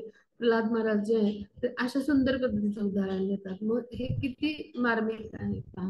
म्हणजे अशा पद्धतीनं आपण या भवबंधनामध्ये रेशमाच्या किड्यासारखी आपली अवस्था बनते, आपला कोश निर्माण होतो, आपण नातेसंबंध आणि वेगवेगळे जे पाश आहेत त्यांच्या कोशामध्ये अडकून बसतो. तर ह्यासाठी आपण काय केलं पाहिजे, तर आपण जे आहे, तर गुरु कार्यामध्ये स्वतःला समर्पित केलं पाहिजे. आणि प्रशिक्षण कसं पाहिजे, तर प्रारंभी काळापासूनच आहे. मग आपल्या सुदैवाने आपल्या जीवनामध्ये इस्कॉन सारखी संस्था आली आहे, किंवा आपण आता हे अभ्यासतोय गुरु परंपरेचं महत्व, तर आपण असे प्रयास आपले असले पाहिजे, की मी कशा पद्धतीनं भगवत कार्यासाठी, गुरु कार्यासाठी समर्पित आहे. आता पुढे जाऊ आपण. हा, पुढची स्लाइड घेऊया.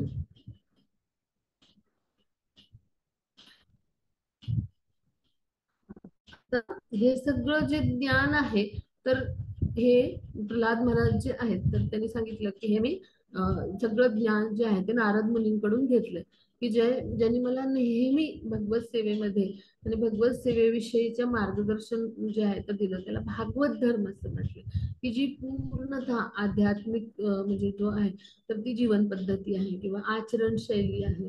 आणि त्याद्वारे आपण काय करू शकतो, की या भौतिक बंधनातून मुक्त होऊ शकतो. आता पुढे जाऊ आपण पुढच्या स्लाइडवर. हा, मग आता इथे आपण समजून घेणार आहोत की असुर बांधवांना अजून कशा पद्धतीने जे प्रल्हाद महाराज आहेत त्यांनी मार्गदर्शन केलं. तर आता प्रल्हाद महाराज जे आहेत तर त्यांनी पुढचा मुद्दा सांगितला की कुटुंबाचं पालन पोषण आहे.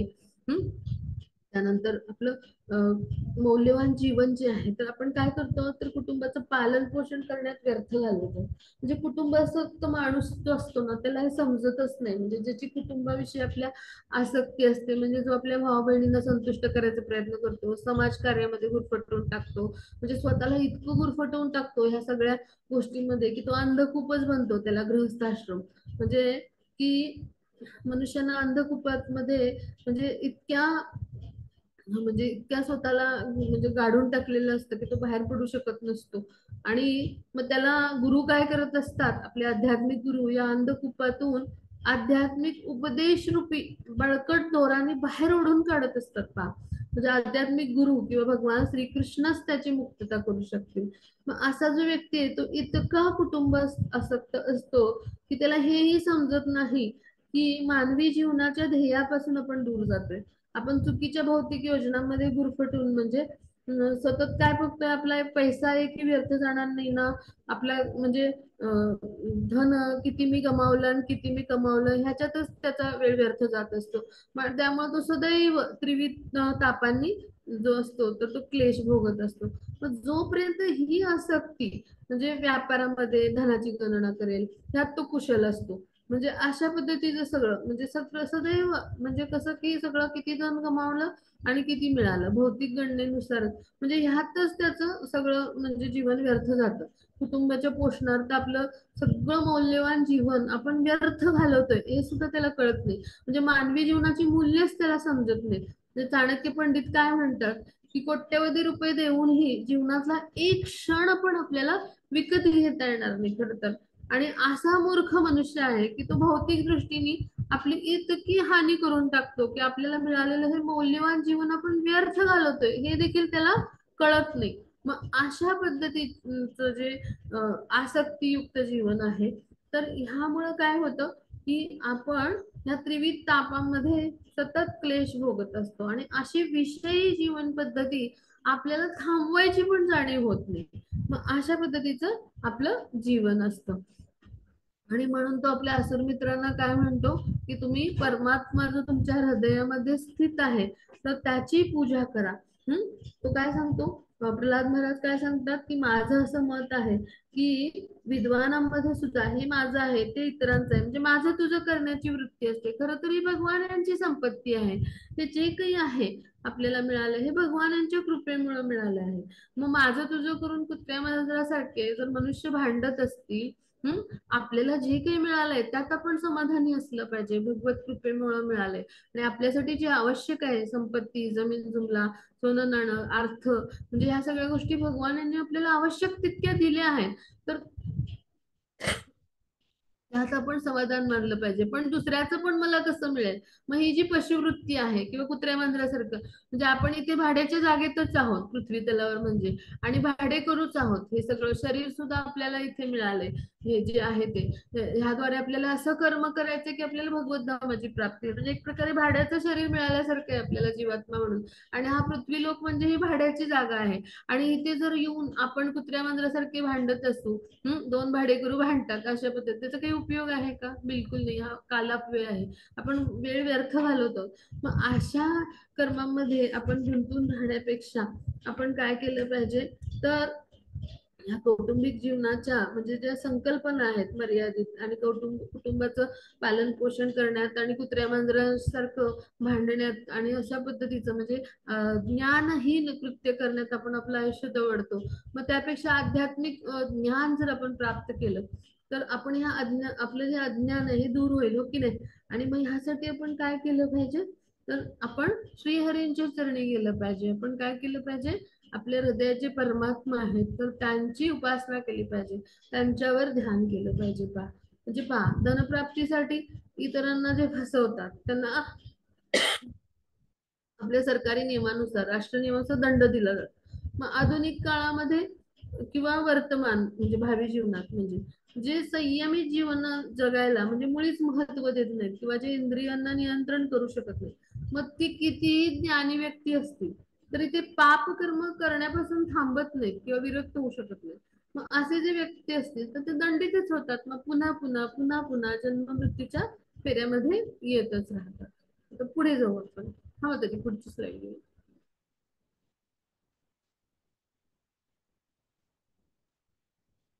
हरे कृष्णा. हा पुढची स्लाइड घेऊ मध्ये. हरे कृष्णा.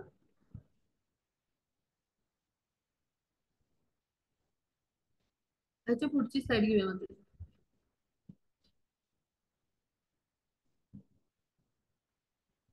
ह्याच्या पुढे. हा. मग आता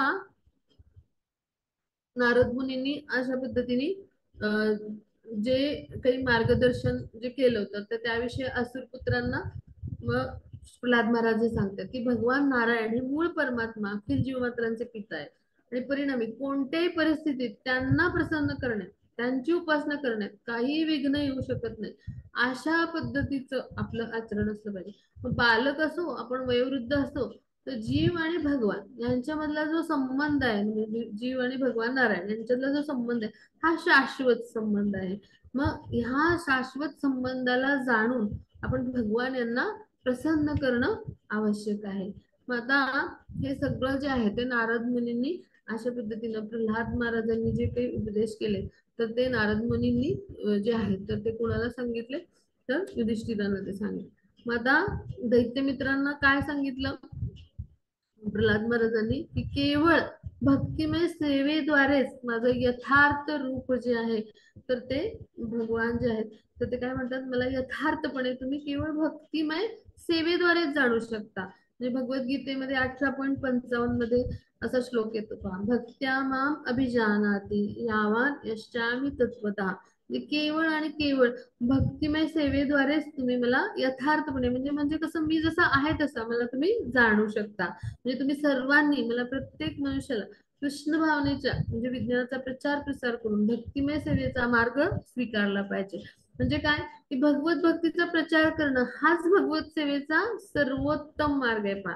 म्हणजे नच तस्मान मनुष्येषु कश्चिन्मे प्रिय कृत्तम. म्हणजे काय की ह्याच्यापेक्षा अधिक प्रिय असा कुणीही सेवक मला या जगामध्ये नाही.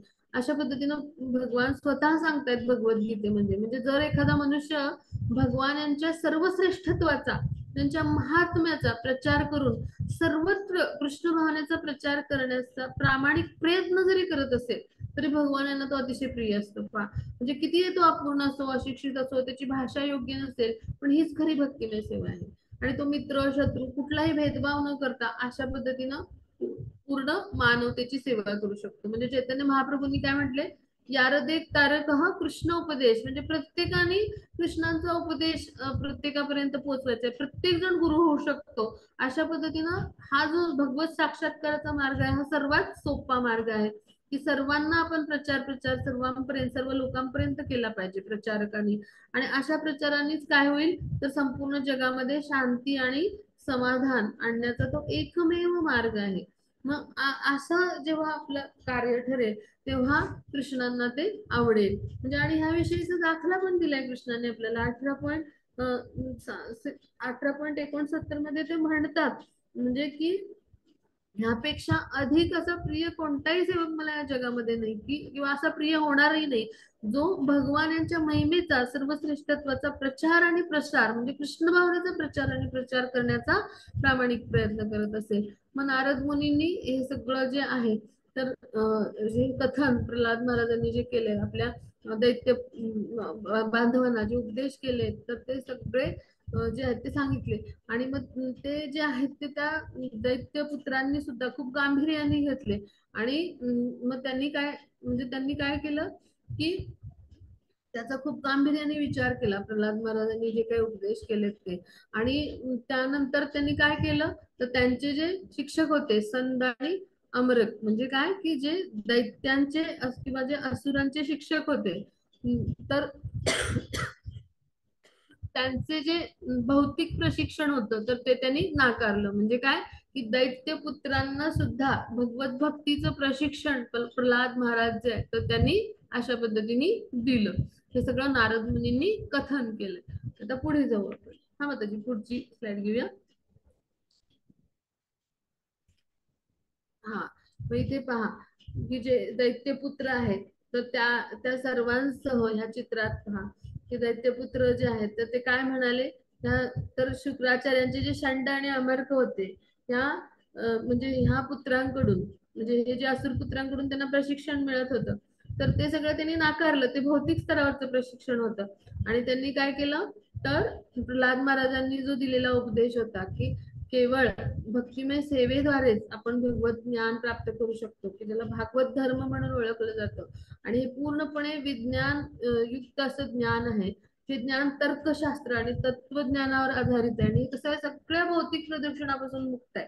मग हे ज्ञान दिल्यावरती दैत्यपुत्र काय म्हणाले की हे प्रल्हाद, शुक्राचार्यांचे म्हणजे हे जे पुत्र वाचून म्हणजे तुला आणि आम्हाला इतर कोणी गुरु व शिक्षक मुळे माहितीच नव्हते.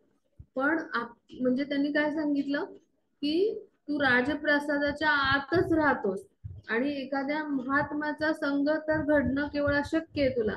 आणि तुला हे कसं काय शक्य झालं, तर तर त्यांनी सांगितलं प्रल्हाद महाराजांनी मला हे नारदांकडून सगळं म्हणजे जे आहे तर ते प्रशिक्षण मिळालंय. मग आता तू हे सगळं ज्ञान आम्हाला दे. अशा पद्धतीने त्यांनी त्याच्याकडून ग्रहण केलं ज्ञान. आणि मग त्यांनी हे जे भौतिक ज्ञान देणारे जे त्यांचे शिक्षक होते षंड आणि अमर्क, त्यांचं जे भौतिक ज्ञानाचं प्रशिक्षण आहे ते नाकारून टाकलं. कारण सर्वश्रेष्ठ ज्ञान कोणतं आहे, तर भगवत सेवेचं आहे, भगवत भक्तीचं आहे, हे त्यांना कळू आलं. आणि अशा पद्धतीने ते पूर्णतः शरण गेले दैत्यपुत्र. आणि त्यांच्यासोबत प्रल्हाद महाराज काय करतात, तर त्यांचा जो विश्रांतीचा वेळ असायचा षंड आणि अमर्क, त्या वेळात हे प्रशिक्षण द्यायचे. त्यांना एकत्र करायचे, कृष्ण कथा करायचे, हरिकथा करायचे आणि त्यांच्यासोबत संकीर्तन करायचे. मग त्याचं हे चित्र आहे. म्हणजे भगवत भक्त कुठेही असो, आसुरी कुळात त्याला जन्म आलेला असो किंवा तो कुठेही असतो, तर तो काय करतो, तो भक्तीच करतो, भक्तिमय प्रेममय सेवेचेच प्रयत्न करतो. पहा याचं उदाहरण म्हणजे काय, तर प्रल्हाद महाराज. आता आपण पुढे जाऊ. हा म्हणते पुढची स्लाइड घेऊया आपण.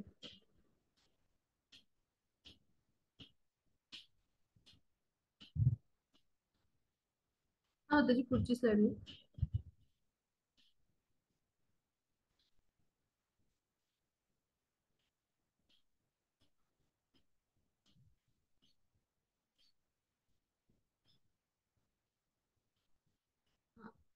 आता इथे आपण आता पाहणार आहोत की पुढे काय घडलं. तर आता प्रल्हादांनी हे सगळं जे ज्ञान आहे ते कसं मिळालं होतं, हे दैत्य मित्रांचं शंका निरसन करण्यासाठी सांगितलं. मातेच्या गर्भात ते जे होते तेव्हा नारद मुनींच्या मुखातून त्यांनी भागवत धर्माचा संदेश ऐकला. मग हिरण्यकशिपू जेव्हा उग्र तप करायला मंदाराच्या पर्वतावर गेला तेव्हा सगळे दैत्यवीर विखुरले होते. मग हिरण्यकशिपूची पत्नी कयाधू जी होती ती गर्भवती होती. मग इंद्रादी देव जे होते त्यांची चुकीची समजूत काय झाली की हिच्या पोटी कुठला तरी महाभयंकर असुरच वाढतोय, म्हणून त्यांनी काय केलं, तिला बंदिस्त केलं. आणि बाळाचा जन्म झाल्यावर त्याचा वध करायची त्यांची योजना होती. मग कयाधूला घेऊन स्वर्गलोकी चालले होते ते. इंद्र जात होता तेव्हा नारदांची त्यांची भेट झाली. मग नारदांनी काय सांगितलं की तिचं अपहरण करू नका. नारद मुनींनी सांगितलं तिच्या पोटी मोठा भक्त जन्माला येतोय. आणि ते स्वतःच्या आश्रमात घेऊन गेले कयाधूला. आणि आश्रमामध्ये मग गर्भाच्या संरक्षणासाठी कयाधूने प्रार्थना केली. मग नारदांनी तिला बालक आणि तिचं संरक्षणासाठी आश्वस्त केलं आणि तिला आध्यात्मिक ज्ञान पण दिलं. म्हणजे प्रल्हाद महाराजांनी काय केलं, त्यामुळं गर्भा अवस्थेतच हे सगळं ज्ञान घेतलं होतं. मग अशा पद्धतीचं हे जे ज्ञान आहे प्रल्हाद महाराजांना जे आहे तर त्यांना गर्भावस्थेतच नारद मुनींकडून भक्तिमय प्रेममय सेवेचे ज्ञान मिळालं होतं. आणि हे दिव्य ज्ञान म्हणजे काय, तर भक्तिमय सेवा कशी करायची हेच हे दिव्य ज्ञान होतं, की ज्याद्वारे मनुष्य देहात्म बुद्धीच्या पलीकडे जाऊ शकतो, शुद्ध होऊ शकतो. असं एक ज्ञान होतं की ज्याद्वारे मायेच्या बंधनातून मनुष्य त्वरित मुक्त होऊ शकतो. अशा पद्धतीचं हे ज्ञान होतं. मग आता पुढे काय घडलं तर ते आपण अभ्यासणार आहोत. हा त्याची पुढची स्लाइड घेऊ. मग आता प्रल्हाद महाराज कसे होते, आसुरी कुळामध्ये जन्मलेले होते, तरी पण सर्वश्रेष्ठ भगवत भक्त होते. मग दैत्य मित्रांनी काय केलं की त्यांना त्यांचा सगळा जो उपदेश आहे तो ग्रहण केला. आणि मग त्यांच्या उपदेशांचं त्यांनी काय केलं तर स्मरण केलं. मग प्रल्हाद महाराजांना त्यांनी प्रश्न विचारले विविध, आणि त्याची उत्तरं खूप सुंदर सुंदर प्रल्हाद महाराजांनी दिली. म्हणजे काय की प्रल्हाद महाराजांनी त्याला सांगितलं की एकदा पिता तपासाठी गेले होते, तेव्हा त्यांच्या म्हणजे अनुपस्थितीत इंद्र आणि ह्या सगळ्या देवतांनी काय केलं, लढा केला दानवांशी. आणि त्यावेळेला हिरण्यकश्यपू जो होता त्याने जनतेचा विविध प्रकारे छळ केला होता. म्हणजे अगदी मुंग्यांनी सुद्धा सर्पाचा देह भक्षण करावा असं इतकं स्वतःच्या पापकर्माच्या प्रतिक्रियांनीच तो भक्षीला गेला. अशा पद्धतीने काय केलं की इंद्रांनी म्हणजे इंद्र आणि देवतांनी ह्या सगळ्यांनी तो जेव्हा तप करायला गेला तेव्हा त्यांच्याशी युद्ध केलं. मग या युद्धामध्ये एका पाठोपाठ देवतांकडून सगळे असुर मारले गेले. मग जेव्हा असंच घडलं त्यावेळेला असुरांचे सेनापती आणि हे सगळे होते तर ते भयभीत होऊन पळायला लागले सगळ्या दिशांना. मग तेव्हा देवांनी काय केलं, म्हणजे देवांचा राजा इंद्र त्यांनी माझ्या मातेला बंदी बनवलं. आणि ते जेव्हा मला पकडून म्हणजे मातेसह घेऊन जात होते तर त्यावेळेला मग काय झालं की नारद मुनींची भेट झाली. आणि मग नारद मुनींच्या कृपेमुळे काय झालं तर मला आणि माझ्या मातेला जे आहे ते संरक्षण मिळालं. आणि त्यामुळं नारद मुनींकडून मला हे सगळं ज्ञान मिळालं. अशा पद्धतीने त्यांनी सगळं काही सांगितलं दैत्य बांधवांना. आणि अशा पद्धतीने जे सगळं काही जाणून घेतल्यावर हे जे दैत्य बांधव होते म्हणजे दैत्यपुत्र होते तर ते देखील जे आहेत तर त्यांनी देखील जे प्रल्हाद महाराज आहेत तर त्यांचे उपदेश जे आहेत तर ते ग्रहण केले. आता पुढे काय घडलं हे पाहणार आहोत. म्हणजे ह्याच्या पुढची स्लाइड घेऊया आपण. पुढची स्लाइड, ह्या चित्राच्या पुढची स्लाइड. हरे कृष्ण. हरे कृष्ण.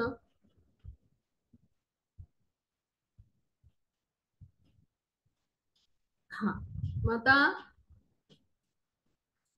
त्याच्या पुढचा भाग आपण अभ्यासणार आहोत. इथपर्यंत आपण सगळं हे अभ्यासलं होतं. मग आता जी पुढे घेतली स्लाइड अलीकडची घ्या, बरोबर होती जी घेतली होती ती. हरे कृष्ण. हा, त्याच्याही अलीकडे, त्याच्याही अलीकडे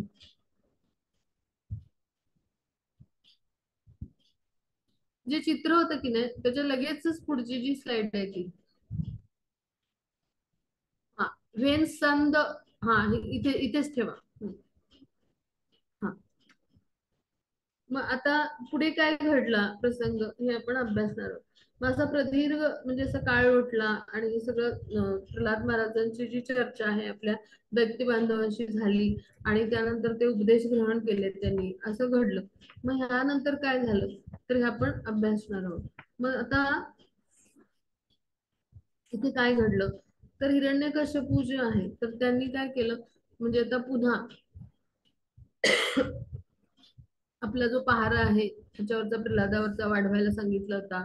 किंवा कोणी गुप्त रूपामध्ये येऊन विष्णूचे म्हणजे जे संदेश वाहक आहेत किंवा गुप्तहेर आहेत हे आपल्या मुलाला प्रशिक्षण तर देत नाहीत ना, अशा पद्धतीचं त्याचं म्हणजे जे होतं अशा पद्धतीचं म्हणजे त्याचं जे एक प्रकारे प्रल्हाद महाराजांच्यावरच जे सगळं जे काही म्हणजे त्याची जी व्यवस्था होती की म्हणजे त्यांनी अशी पद्धतीची व्यवस्था करून ठेवली होती की प्रल्हाद महाराजांच्यावर कोणी अशा पद्धतीनं येऊन त्यांना ज्ञान देत नाही आहे ना, किंवा कोणी गुप्तहेर किंवा आपला शत्रू विष्णूचा हेर येऊन किंवा असे कोणी तिथले असे कोणी वैष्णव येऊन त्याला मार्गदर्शन करत नाही ना, यावर लक्ष ठेवण्याची सगळी व्यवस्था त्यांनी व्यवस्थित कडेकोट बंदोबस्तात त्याला ठेवलं होतं.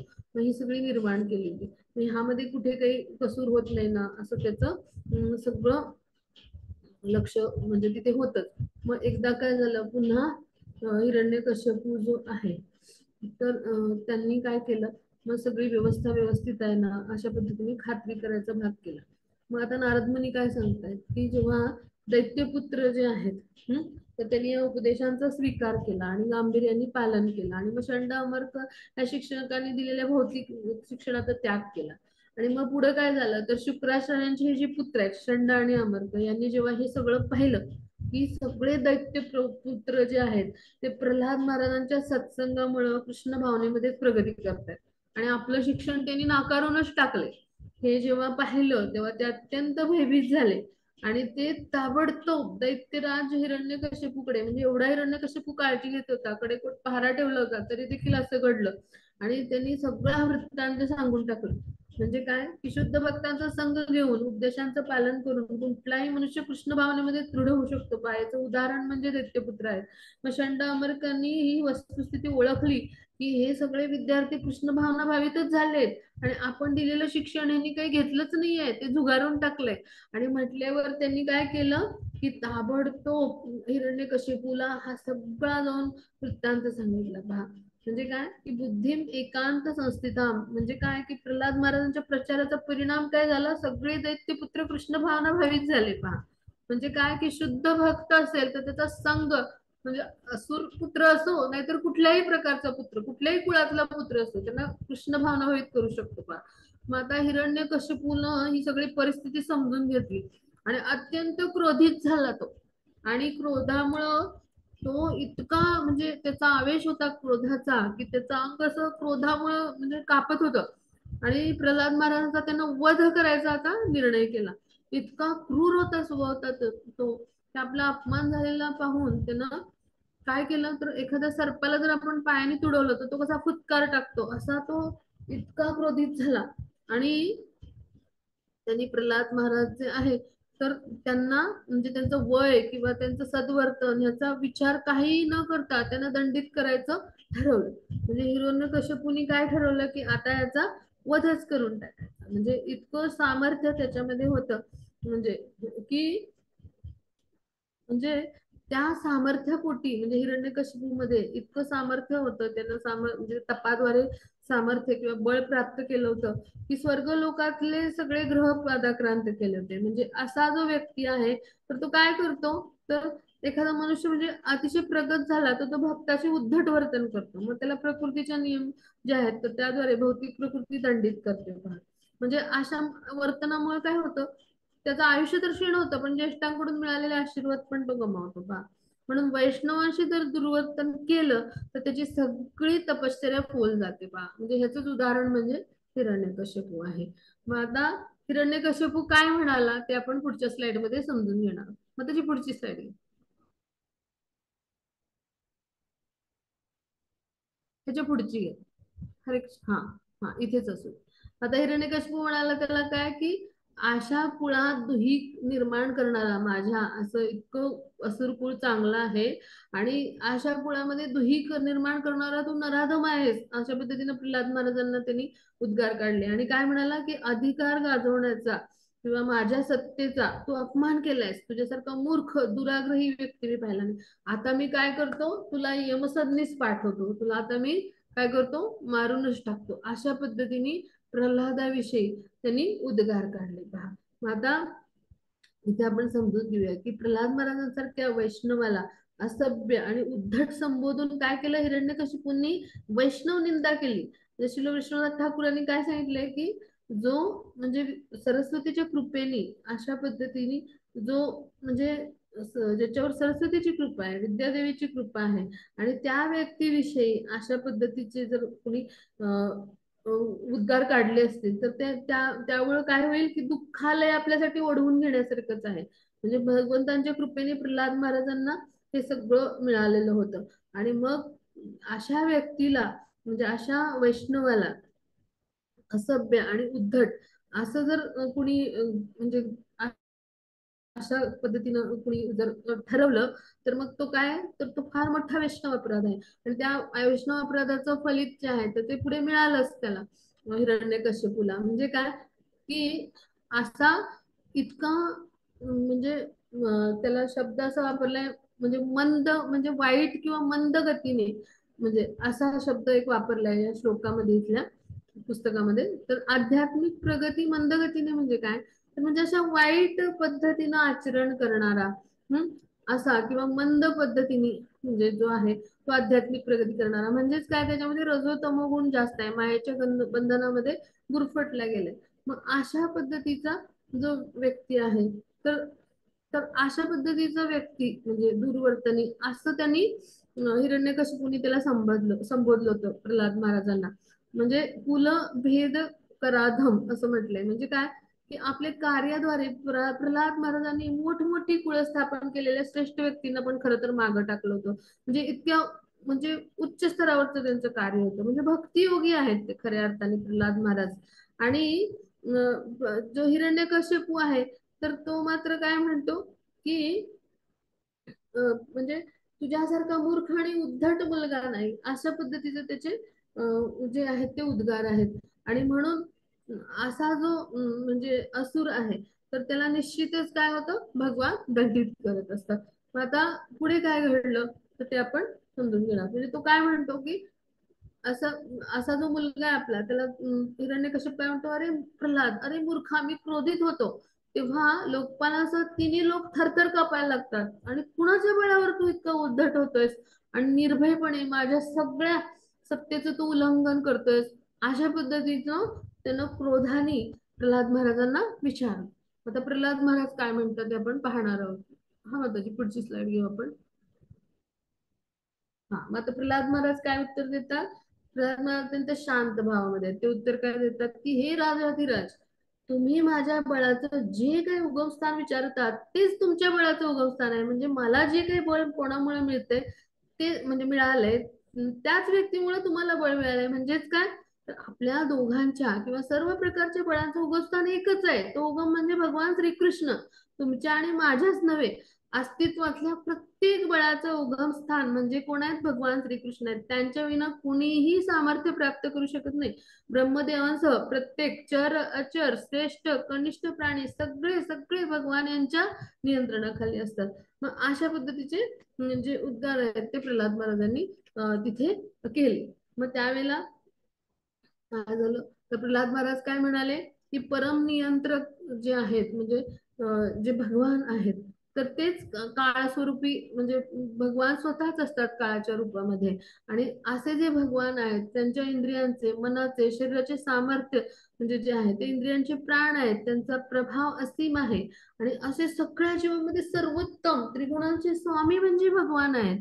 आणि ह्या सगळ्या भौतिक विश्वाचं सृजन पालन पोषण हे सगळं करणारे भगवान आहेत. हे तुम्ही जाणलं पाहिजे. म्हणजे अनेक अनेक जन्म मृत्यूनंतर आपल्याला वास्तविक काय होतं, ज्ञान प्राप्त होतं. म्हणजे बहुना जन्मना ज्ञानवानवा प्रपद्यन्ते वासुदेव सर्वमिती स महात्मा सुदुर्लभ. म्हणजे काय, की अशा अनेक जन्मानंतर असा महात्मा अत्यंत दुर्लभ आहे. आणि जो भगवत चरण कमलांचा आश्रय घेतो, मग श्रीकृष्ण आपल्या सगळ्या परिस्थितीत रक्षण करेल अशी त्याची दृढ श्रद्धा असते. म्हणजे अशा पद्धतीने जो आहे, तर भगवान यांचा महिमा आहे.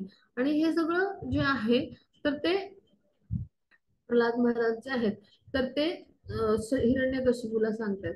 आणि मग हिरण्यकशिपूला ते काय सांगतात की मूढ किंवा गाढवांसारखे बुद्धिमान लोक भगवंतांना शरण जात नाहीत, पण आपण काय केलं पाहिजे, भगवान यांना शरण गेलं पाहिजे, त्यांचे सेवक म्हणून आपण कार्य केलं पाहिजे. आणि अशा भगवान यांच्या भक्तिमय प्रेममय सेवेद्वारे आपण काय करू शकतो, तर आपण भगवत कृपा प्राप्त करू शकतो. म्हणून ते काय म्हणतात प्रल्हाद महाराज की काय करा, हे तात म्हणजे काय, की आता तुम्ही काय करा, तर आसुरी प्रवृत्तीचा त्याग करून टाका. आणि आपल्या अंतःकरणामध्ये तुम्ही शत्रू मित्र असा भेदभाव करू नका. इथे या परिच्छेदात सांगितलंय पहा त्यांनी.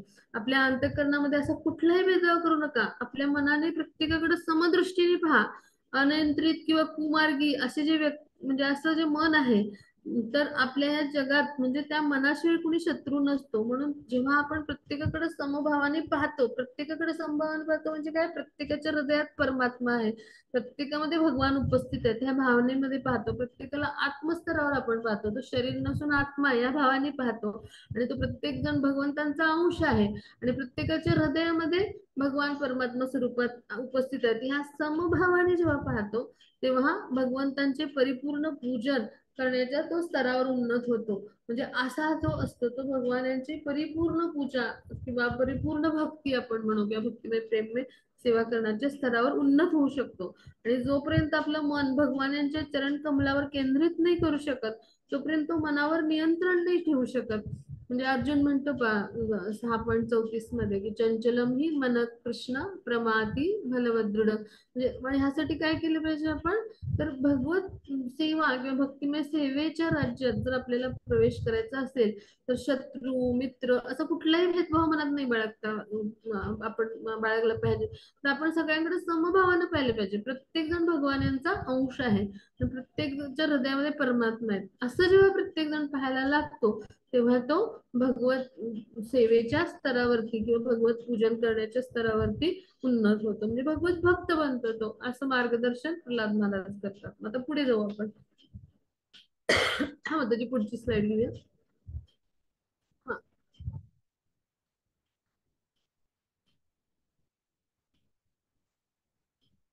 आता प्रल्हाद महाराज काय म्हणतात की काम क्रोध हे षडरिपू जे आहेत, देहरूपी संपत्तीचं अपहरण करतात. त्या षडरिपूवर विजय न मिळवलेले तुमच्यासारखे अनेक मूर्ख लोक पूर्वकाळी होऊन गेले.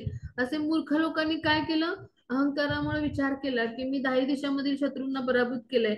मनुष्याने जर या षडरिपूवर विजय मिळवला तर सगळ्यांकडे तो समदृष्टीने जर त्याला पाहता आलं, तर त्याला कोणी शत्रूच नाही राहणार. पण केवळ अज्ञानी मनुष्य काय करतो, कल्पना करतो की हे सगळे लोक माझे शत्रू आहेत. मग हिरण्यकशिपूचं तसंच झालं होतं, हे त्यांनी समजावून सांगितलं. आणि मग हिरण्यकशिपूनी काय उत्तर दिलं, हिरण्यकशिपू म्हणाला, हे मूर्खा, इंद्रिय निग्रह करण्यामध्ये जणू काही तू माझ्यापेक्षा कुशल आहेस हे दाखवून तू तू तू माझं श्रेष्ठत्व कमी करायचा प्रयत्न करतोयस. ही तुझी मंद बुद्धी आहे. तू माझ्या हातून आता मरायचीच तुझी इच्छा आहे असं मला वाटतंय. आणि आता मरायला टेकलेले जे मरणोन्मुख लोक असतात ना, ती अशी निरर्थक बडबड करतात. मग तशीच तू बडबड करतोस, अशा पद्धतीनं हिरण्यकशिपूनं त्याला उत्तर दिलं. म्हणजे काय की मूर्खाला हितकारक उपदेश दिले तरी तो त्याचा लाभ घेत नाही, तर तो काय करतो, अधिकच क्रोधित होतो. हिरण्यकशिपूनं प्रल्हाद महाराजांकडून मिळालेला उपदेश सत्य म्हणून तर स्वीकारला नाहीच, उलट त्यांनी काय केलं, शुद्ध भक्त असणाऱ्या आपल्या पुत्रावर सुद्धा तो म्हणजे इतका क्रोधित झाला की त्यांनी काय केलं, त्यालाच आता सांगितलं की आता तुझी स्मरणाची वेळ आली आहे जवळ आणि म्हणून तू अशी बडबड करतोय. म्हणजे हिरण्यकशिपू जो आहे, अशा व्यक्तीला एखाद्या मनुष्याने जर कृष्ण भावनेचा प्रचार करण्याचा प्रयत्न केला तर अशा पद्धतीची समस्या असते पहा. म्हणून काय की ज्याचा भगवान, सातवा नाम अपराध आहे पहा, ज्याचा भगवान यांच्यावर विश्वास नाही तर त्याला भगवान नाही महिमा आपण सांगू नये. तर म्हणजे काय की 9वा नाम अपराध आहे, क्षमा असावी, 7वा नव्हे. तर म्हणजे अश्रद्धाळू व्यक्तीला भगवान नामाचा महिमा आपण सांगू नये. म्हणजे काय की ज्याचा भगवान यांच्यावर विश्वासच नाही, ज्यांना भगवान सर्व यांची जो सर्वश्रेष्ठत्व भगवान यांचा मानतच नाही, तर त्याला जर आपण सांगितलं भगवान यांचा महिमा, तर काय घडतं ते हे असं घडतं. ही प्रल्हाद महाराजांची गोष्ट आपण लक्षात घेऊया. म्हणजे मनुष्यांना केवळ धन आणि स्त्री यांच्यामध्ये स्वारस्य असतं, म्हणून हिरण्य म्हणजे सोनं आणि कशिपू म्हणजे काय, तर मृदू शय्या. असा म्हणजे तो हिरण्यकशिपू होता. म्हणजे इतका पिता तो असुर प्रवृत्तीचा होता की त्याला आपल्या पुत्राचे उपदेश स्वीकारणं सुद्धा आवडलं नाही. आपलं श्रेष्ठत्व तो कमी करतोय असं त्याला वाटलं. आपला पुत्र खरं तर वैष्णव आचरण करत होता. आणि म्हणून त्यांनी काय सांगितलं की आता हिरण्यकशिपू जो आहे, तर तो काय म्हणाला की आता मी तुला, तुझा मृत्यू जवळ आलाय आणि आता मी काय करतो, तुझा वधच करून टाकतो, अशा पद्धतीने म्हणजे त्यांनी क्रोधातून उद्गार काढले. म्हणजे काय, तिथं आपण समजून घेऊया की जेव्हा आसुरी प्रवृत्तीचे व्यक्ती क्रोधित होतात तेव्हा ते म्हणजे त्यांच्यामध्ये आसुरी गुण इतके म्हणजे इतके प्रकट होत असतात की आपला मुलगा किंवा आपली पत्नी किंवा आपली भगिनी असा कुठलाही विचार केला जात नाही पहा. तर ते काय करतात, तर आपला ज्याच्यामध्ये हित आहे, स्वार्थ आहे, तीच गोष्ट ते करत असतात पहा. म्हणजे रजोगुण किंवा तमोगुणाचं लक्षण आहे. म्हणजे समोर आपला वैष्णव पुत्र आहे पण त्याचा सुद्धा त्याला मत्सर निर्माण झाला आणि जणू काही हे नरसिंह देवांना एक प्रकारचं निमंत्रणच होतं पहा. मग आता पुढे जाऊ आपण. काय होतं ती पुढची स्लाइड घेऊया.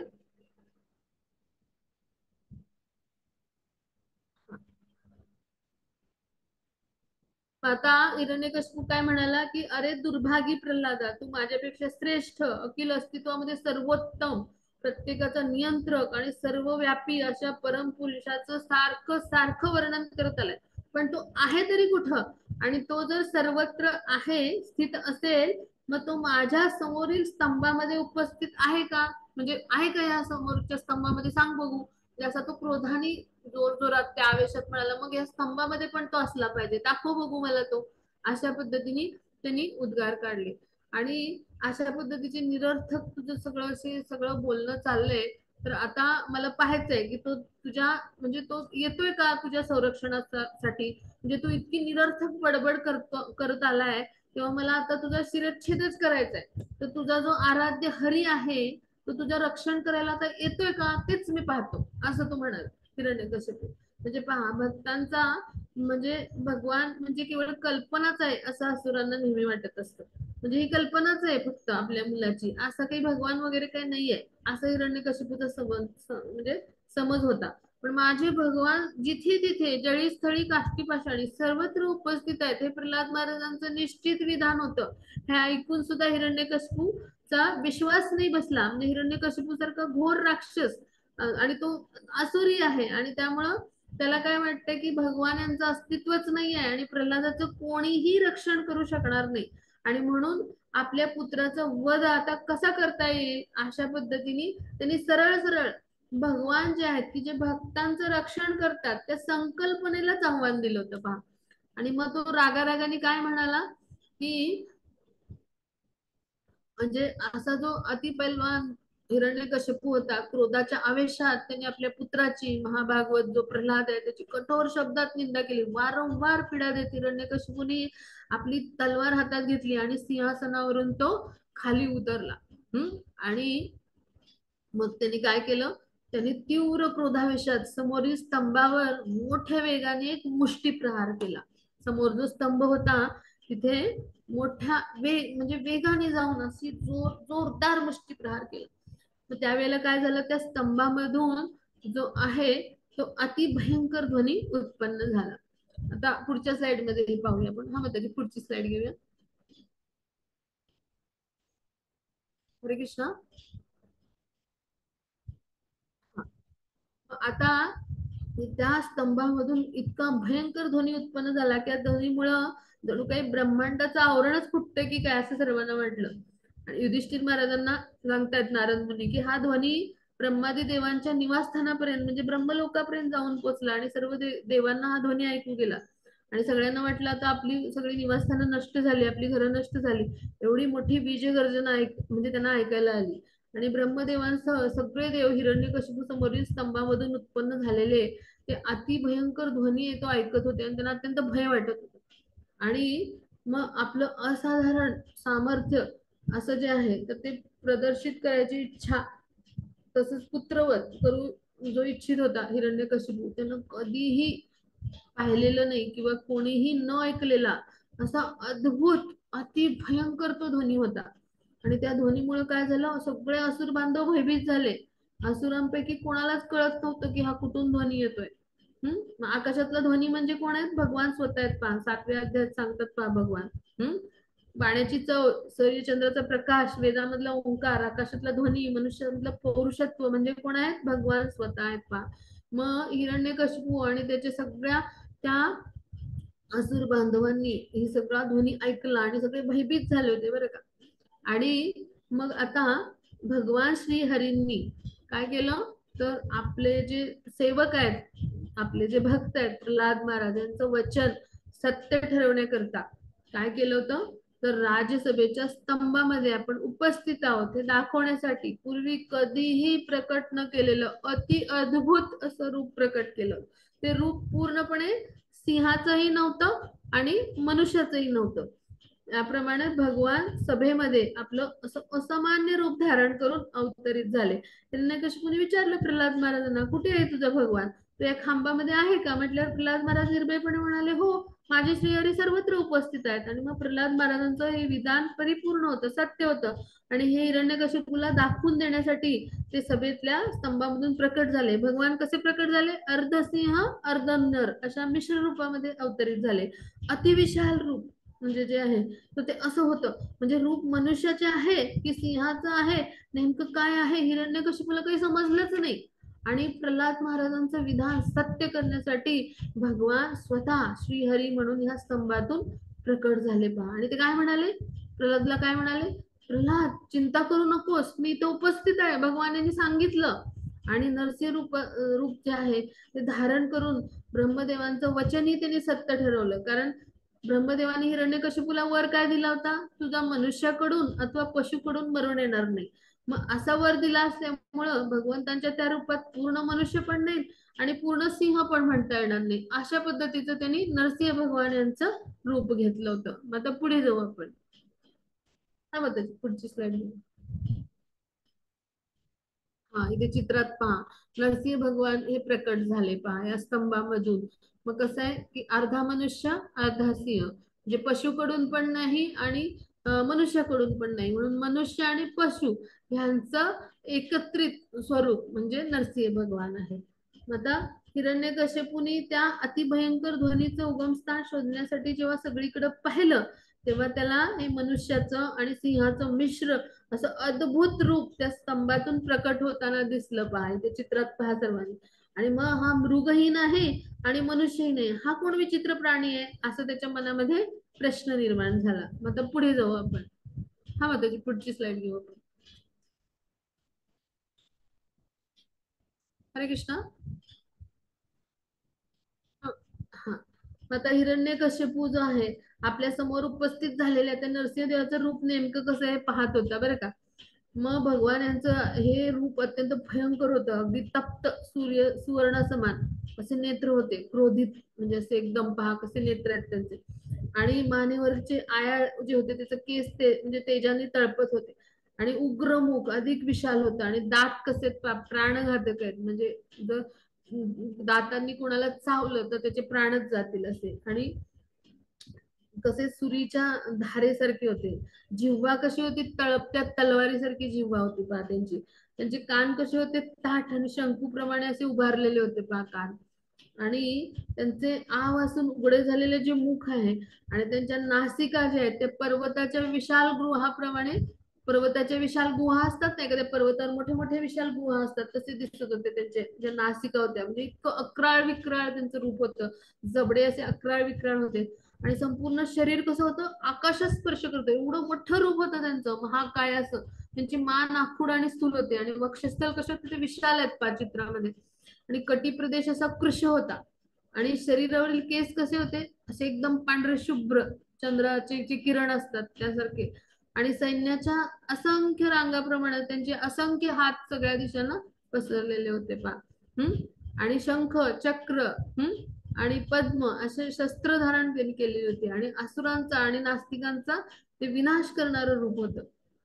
मग हिरण्यकशिपूनं मनात विचार केला, या हरीनी माझी म्हणजे हत्याच करायची योजना केली वाटतं. असा विचार करत त्यानं काय घेतलं, हातात गदा आणि शस्त्र घेतली. आणि त्यांनी काय केलं, एखादा हत्ती कसा सिंहावर आक्रमण करतो तसं त्यांनी नरसिंह भगवान यांच्यावर आक्रमण केलं पहा. आपल्या हातामध्ये काय घेतली, ढाल तलवार. आधी गदा घेतली, मग त्यानंतर ढाल तलवार घेतली. मग अशा पद्धतीने त्यांनी आक्रमण केलं. मग वनामध्ये कधी कधी सिंह आणि हत्तीमध्ये युद्ध होतं, तसंच भगवान सिंहाप्रमाणे होते पण बिलकुल त्यांचं भय वाटत नव्हतं हिरण्यकशिपूला. अशा हत्तीप्रमाणे त्यांनी त्याच्यावर आक्रमण केलं भगवान यांच्या वरती. तो धावून गेला पहा इथे चित्रात पहा. आणि ज्याप्रमाणे वेगाने अग्नीमध्ये प्रवेश केला तर पतंग अदृश्य होतो तसं झालं. म्हणजे ते जे संपन्न भगवान जे होते त्यांच्यावर आक्रमण केल्यामुळं हिरण्यकशिपू देखील अदृश्यच झाला. म्हणजे काय की भगवान हे शुद्ध सत्वगुणामध्ये स्थित आहेत आणि त्यामुळे त्यांच्यावर आक्रमण केल्यामुळं त्यांचं सगळं विश्व प्रकाशमय असतं. तिथं म्हणजे सगळं काही कसं असतं, भगवान यांच्या शरीरातून येणाऱ्या प्रकाश किरणामुळे सगळं सगळं प्रकाशमय असतं. म्हणजे भौतिक जगतातील अंधकार सुद्धा त्यामुळं नष्ट होत असतो पहा. मग आता पुढे काय झालं तर त्या इतक्या म्हणजे इतका क्रोधित झाला होता तो असुर जो आहे हिरण्यकशिपू, त्यांनी गदेनी नरसिंहदेवावर वेगाने आक्रमण केलं. गदेनी त्यांच्यावर वारंवार प्रहार केले पण काहीच फरक पडला नाही. गरुडाने एखाद्या सर्पाला पकडावं त्याप्रमाणे नरसिंहदेवानी हिरण्यकशिपूला त्याच्या गदेसह पकडलं. मग आता असं होतं कधी कधी गरुड काय करतात, तर क्रीडा करायची असते, खेळ खेळायचा असतो. म्हणजे युधिष्ठिर महाराजांना ते सांगतात नारद मुनी, तर सापाला आपल्या हातून निसटायची संधी देतो, तो त्याला खेळायचं असतं. तसं भगवान यांनी काय केलं, नरसिंहदेवांनी हिरण्यकशिपूला आपल्या पकडीतून सुटण्याची संधी दिली बरं का. मग हिरण्यकशिपूनी काय केलं की ज्यांची निवासस्थानं हिरावून घेतली होती किंवा ज्यांच्या त्याच्या भयामुळे जे मेघाड लपून बसले होते, त्या देवा म्हणजे ते सगळे देव जे आहेत, तर त्यांनी हे सगळं पाहिलं. म्हणजे हिरण्यकशिपूला त्यांनी एक संधी दिली अशी खेळण्यासाठी. तर तेव्हा ते देव देवता सगळे एकदम दुःखी झाले. आता त्यांना हिरण्यकशिपूचं भय वाटत होतं, पण भगवान यांची ही लीला होती. म्हणजे जसं गरुड काय करतो, सापाला कधी कधी हातून सुटण्याची संधी देतो आणि क्रीडा करतो, तसं भगवान यांनी केलं होतं. मग हिरण्यकशिपू काय केलं, त्याने काय केलं, तो नरसिंहदेवांच्या हातून सुटला. आणि त्याला आता वाटलं की आपल्या बळामुळेच हे नरसिंहदेवांनी आपल्याला सोडून दिले, ते भयभीत झाले. म्हणजे असुर हा असतो तो असुरी बुद्धीनेच विचार करतो. त्याला असं वाटलं की हा जो आता नरसिंह म्हणजे हा नरसिंहाच्या रूपात जो कोणी आलाय हा हरी, तर हा आता माझ्यामुळे भयभीत झालाय माझ्या बळामुळं. आणि युद्धामध्ये अल्पशी विश्रांती घेतली त्यांनी, आणि काही काळाने त्यांनी काय केलं, आपली ढाल आणि तलवार घेतली आणि मोठ्या आवेशाने तो नरसिंह भगवान यांच्यावर धावून गेला. पहा इथे चित्रात पहा. आता पुढे जाऊ आपण. हा त्याची पुढची स्लाइड घेऊया. हा. मग आता इतकं अतिसामर्थ्यशाली अति बलवान अशा भगवान नारायणाने भयंकर आणि कर्कश हास्य केलं. कसं हास्य आहे भगवानांचं, कर्कश हास्य. हिरण्यकशिपूला पळून जाण्याची कोणतीही संधी न देता पकडलं त्यांनी. आणि त्यावेळी हिरण्यकशिपू आपल्या ढाल तरवारीनं स्वतःचं संरक्षण करण्यासाठी धडपड करत होता. पण ससाणा जसा वेगानं एखादा आकाशात जसा जात असतो, तर तसं कधी पृथ्वीवर येत होता. अशा पद्धतीनं नरहरीच्या म्हणजे कोण, नरसिंह भगवानच्या भयामुळे त्याने स्वतःचे नेत्रच मिटून घेतले. म्हणजे इतका घाबरला तो, म्हणजे अशी पकड घेतली भगवान यांनी त्याच्यावर की त्याला पळताच आलं नाही. आणि ज्याप्रमाणे साप उंदराला किंवा गरुड अतिविषारी सर्पाला कसं एका म्हणजे एका फटक्यात पकडतो, एका घावात पकडतो, अशा पद्धतीनं भगवान यांनी काय केलं, म्हणजे भगवान नरसिंह देवानी काय केलं की त्याला पकडलं, म्हणजे त्या हिरण्यकशिपूला पकडलं. आणि नरसिंह देवाच्या हाती म्हणजे सापडल्यामुळे हिरण्यकशिपू अत्यंत घाबरला. स्वतःची सुटका करून घ्यायला हातपाय तो झाडायला लागला. खूप धडपड केली त्यांनी. पण नरसिंहदेवांनी काय केलं, त्या क्षणी त्याला सभेच्या द्वारावर नेऊन, सभेचं जे द्वार होतं म्हणजे चौकट, तिथे जाऊन बसले ते. आणि त्याला मांडीवर घेतलं आणि आपल्या तीक्ष्ण नखांनी अगदी म्हणजे सहज लिलया त्याचं उदर काय केलं, त्यांनी फाडून टाकलं, त्याचं पोट फाडलं. चित्रात पहा. ब्रह्मदेवानी हिरण्यकशिपूला वर दिला होता की त्याला आकाशात किंवा भूमीवरही मृत्यू होणार नव्हता. मग ब्रह्मदेवांचं वचन सत्य ठरवण्यासाठी नरसिंहदेवांनी काय केलं, हिरण्यकशिपूचं शरीर आपल्या मांडीवर ठेवलं. त्यांच्या मांडीवरील स्थान म्हणजे आकाश किंवा भूमी नव्हती. मग हिरण्यकशिपूला असा वर मिळाला होता की त्याचा दिवसा अथवा रात्रीही मृत्यू होणार नाही.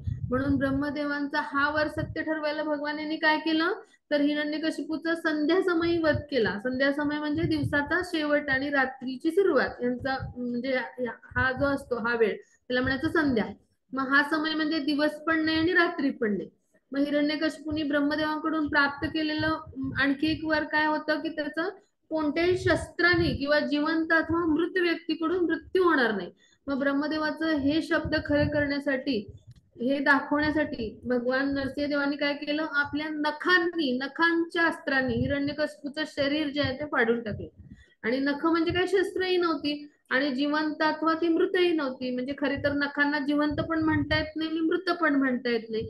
अशा पद्धतीनं ब्रह्मदेवांचे सर्व वर सत्य ठरवण्यासाठी ह्या सगळ्या विरोधाभासांचा मेळ घडवून भगवान नरसिंहदेवांनी अगदी सहज त्या हिरण्यकशिपूचा वध करून टाकला.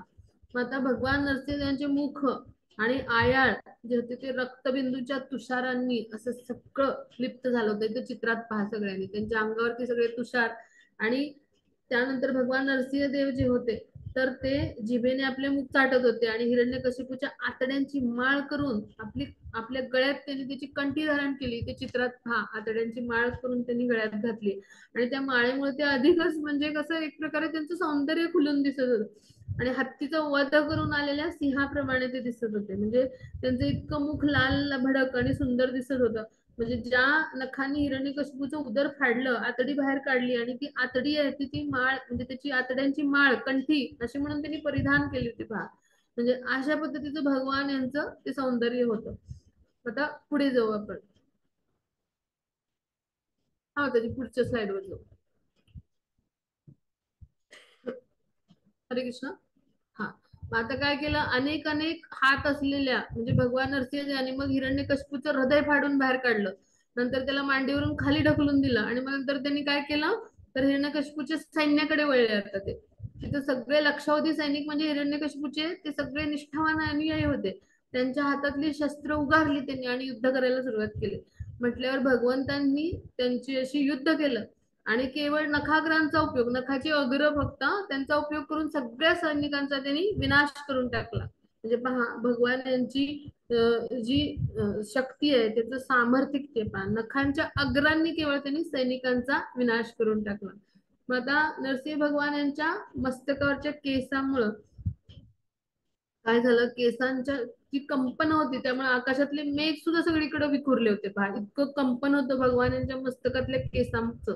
त्यानंतर आकाशामध्ये जे प्रकाशमान ग्रह होते त्यांची प्रभा निस्तेज झाली, भगवान यांचं इतकं दिव्य तेज होतं.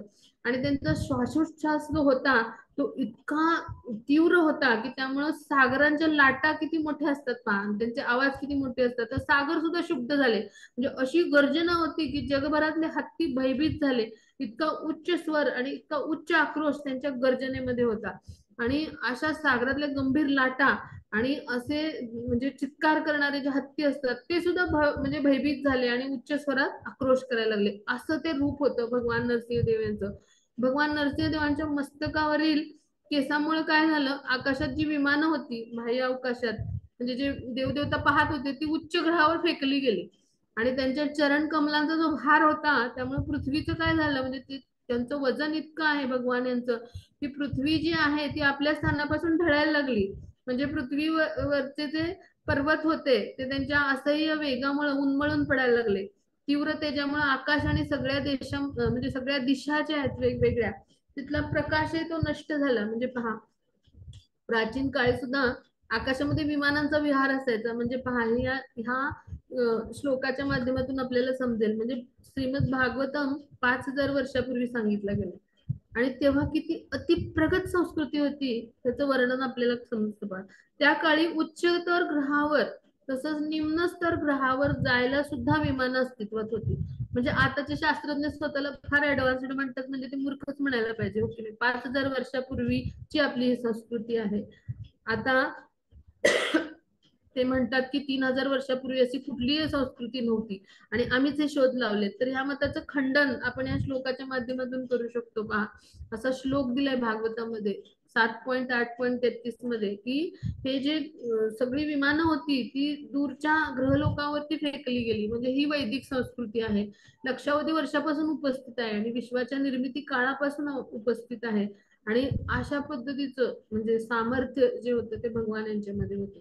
म्हणजे असं भगवान जे आहेत तर त्यांचं पूर्ण तेज आणि त्यांचं भयदायक अशी मुखचर्या भगवान नरसिंहदेवांनी प्रकट केली. आपलं ऐश्वर जे आहे तर ते अशा पद्धतीचं त्यांनी प्रकट केलं की आपल्या सामर्थ्याला तोंड देणारा कोणताही प्रतिस्पर्धी इथं उरलेला नाही. हे पाहून अत्यंत ते क्रोधित झाले आणि मग ते काय केलं त्यांनी, दैत्य राजाची जी सभा होती त्या श्रेष्ठ आसनावर ते बसले तिथल्या आणि मग त्यांच्या समोर कोणी जायला तयार होईना, भय आणि आदर त्यांच्याविषयी, त्यामुळे कोणाचं धैर्यच होईना. अशा पद्धतीने सर्वांची अवस्था झाली. मग तर पुढचं चित्र पाहू आपण. पुढची स्लाइड पाहूया. हरे कृष्ण. हरे कृष्ण. मग आता हिरण्यकशिपू जो आहे तर अशा पद्धतीने त्याचा वध झाला होता आणि त्यामुळे भगवान नरसिंह देवांच्या वरती अखंड पुष्पवृष्टी झाली. मग आता भगवान नारायणांचे अद्भुत लीला पाहण्याची इच्छा असणारे सगळे देव यांचं विमानातून तिथं आगमन झालं होतं आणि सगळं नवमंडळ जे होतं ते नगारे आणि असे जो शुभ प्रसंग असतात तर त्यावेळेला दुधुंबी असं ते सगळं वाजू लागलं. अप्सरा नृत्य करायला लागल्या, गंधर्व गायला लागले. मग आता युधिष्ठिर महाराज जे आहेत तर त्यांना नारद मुनी सांगतात की काय, की त्यानंतर सर्व देव भगवंतांच्या जवळ गेले आणि मग त्या देवांमध्ये ब्रह्मदेव होते, इंद्र होते, भगवान शिव होते. मग सगळ्या देवांसमोर सगळे म्हणजे श्रेष्ठतर ऋषी मुनी, पितर, सिद्ध, विद्याधर सगळे सगळे होते. मनु, विविध ग्रहांचे प्रमुख, अप्सरा, गंधर्व, चारण सगळे होते. असे सगळे जे होते तर ते सगळे जे होते तर ते भगवान नरहरींच्या जवळ गेले. पण त्यांचं इतकं तेज होतं की त्यांनी काय केलं, आपले हात जोडून भगवान यांची स्तुती केली. मग आता ब्रह्माजी काय जे होते तर ते काय म्हणाले की हे प्रभू तुम्ही अमर्याद आहात किंवा अनंत आहात असं म्हणून त्यांनी त्यांची गुणगान आणि स्तुती करायला सुरुवात केली. आणि तुमचं सदैव आमच्यावरती कृपा राहू दे अशा पद्धतीने त्यांनी प्रार्थना केली. मग रुद्रांनी पण अशीच प्रार्थना केली की तुम्ही क्रोधाचा काळ आहात अशा पद्धतीने प्रार्थना केली. अशा प्रत्येक देवदेवतांनी प्रार्थना केली. इंद्रांनी प्रार्थना केली, मग ऋषींनी प्रार्थना केली. मग अशा सगळ्या देवदेवतांनी भगवान यांना प्रार्थना केल्या. पितरांनी प्रार्थना केली, सिद्धांनी प्रार्थना केली, विद्याधरांनी केली, नाग लोक होते तिथल्या लोकांनी प्रार्थना केली, मग म्हणजे मनूंनी केली, त्यानंतर गंधर्वांनी केली, प्रजापती म्हणजे इंद्रांनी केली, मग अशा सगळ्यांनी प्रार्थना केल्या. यक्षांनी केली, मग चारणांनी प्रार्थना केल्या, मग वैतालिकांनी केली, किन्नरांनी केली. अशा सगळ्यांच्या प्रार्थना म्हणजे विष्णूंचे पार्षद देखील होते, मग त्यांनी देखील प्रार्थना केली. मग ह्या सगळ्या प्रार्थना झाल्यानंतर मग काय झालं की भगवान यांचा इतका म्हणजे कोप होता, इतके क्रोधित होते झालेले. ते नरसिंह भगवान जे होते ते त्यांचा क्रोध इतका उग्र होता की तो शांत होण्यासाठी आता कोणाचंही धैर्य नाही झालं. महर्षी नारद काय म्हणाले की ब्रह्मदेव, शिव आणि इतर देव जे आहेत तर ह्यांचं काही धाडस नाही झालं आता नरसिंह भगवान यांच्या म्हणजे त्यांच्या जवळ जाण्याचं. मग नरसिंह भगवान अतिशय असे क्रुद्ध झालेले होते. तर त्यावेळेला उपस्थित देवतांनी लक्ष्मी देवीला विनंती केली की भगवान यांच्या समीप तुम्ही जा. मग त्यावेळेला ती देखील भयामुळे त्यांच्या जवळ नाही जाऊ शकली, कारण ती म्हणाले मी असं भगवानांचं अद्भुत असामान्य रूप पूर्वी कधीच नाही पाहिले. म्हणजे भगवान यांचे अशी अद्भुत रूप आहेत, म्हणजे अद्वैत अच्युतम अनादी अशा पद्धतीचं म्हणजे अनादी अनंत रूपम असं भगवान यांना म्हटलंय ब्रह्मसंहितेमध्ये. मग त्यामुळे तिने हे रूप कधीच पाहिलं नव्हतं. त्यामुळे तिने काय सांगितलं मी काही असं रूप पाहिलेलं नाहीये, त्यामुळं मी काही जाऊ शकणार नाही. मग आता ब्रह्मदेवानी जवळच उभ्या असलेल्या प्रल्हाद महाराजांना सांगितलं की प्रभूंचा क्रोध शांतता तुम्ही करा आणि तुम्ही काय करा तर तुमच्या नरसिंहदेव हे आसुरी पित्यावर अतिशय क्रोधित झालेले आहेत, तर तुम्ही काय करा पुढे जाऊन त्यांचं आता क्रोध शमन करा. अशा पद्धतीने ब्रह्मदेवांनी प्रल्हाद महाराजांना सांगितलं. मग नारद मुनींनी काय सांगितलं, आता भक्तश्रेष्ठ प्रल्हाद महाराज जे आहेत तर ते जरी म्हणजे भक्त श्रेष्ठ आहेत, एक उच्च कोटीचे वैष्णव आहेत, तर एक बालकच होते. पण मग त्यांनी ती ब्रह्मदेवांची आज्ञा स्वीकारली आणि हळूहळू ते भगवान यांच्या समीप आले आणि त्यांना हात जोडून काय केलं, भगवान यांच्या चरण कमलांशी त्यांनी साष्टांग नमस्कार केला. आता प्रल्हाद महाराजांनी कशी प्रार्थना केली हे आपण पुढच्या स्लाइड मध्ये पाहू. हा त्याची पुढची स्लाइड घेऊ. हा पुढची स्लाइड घेऊ. हा इथे प्रल्हाद महाराज आता भगवान यांच्या समीप जातात आणि त्यांना प्रार्थना करतात. तर भगवान जे नरसिंह देव आहेत तर त्यांच्या हस्तस्पर्शाने काय होतं तर प्रल्हाद महाराज जे आहेत ते त्यांच्या जेव्हा समीप जातात तेव्हा सगळ्या ऐहिक कामनांपासून प्रदूषणापासून मुक्त होतात आणि अंतर्वाही शुद्ध होतात आणि दिव्य स्तरावरती म्हणजे अजून दिव्य स्तरावरती उन्नत होतात आणि त्यांच्यामध्ये सगळी दिव्य आनंदाची लक्षणं प्रकट झाली. जेव्हा प्रल्हाद महाराज त्यांच्या जवळ जातात तेव्हा काय करतात, त्यांचे अंतःकरण प्रेमाने आणि नेत्र अश्रूंनी भरून गेले आणि अशा अवस्थेत ते हृदयांतरी त्यांनी काय केलं, भगवंतांचे चरण कमल जे आहेत ते धारण केले, म्हणजे जवळ गेले, म्हणजे चरण कमलांशी त्यांनी दंडवत केला आणि त्यांच्या स्पर्शाने जे आहेत ते भक्त प्रल्हाद अत्यंत शुद्ध झाले, दिव्यानंदामध्ये म्हणजे दिव्यानंदाच्या अवस्थेमध्ये म्हणजे ते गेले. अशा पद्धतीने प्रल्हाद महाराजांनी पूर्ण एकाग्रतेने आणि समाधीस्थ भावनेने आपले मन आणि नेत्र भगवान नरसिंह देवांच्या वरती स्थिर केलं. म्हणजे अशा सुंदर अवस्थेमध्ये स्थिर मनाने प्रेमपूर्वक आणि सद्गदित वाणीने त्यांनी भगवान यांची स्तुती करायला सुरुवात केली. तर पुढे जाऊ आपण.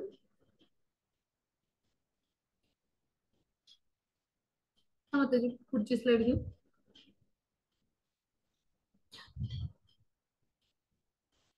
हरे कृष्ण.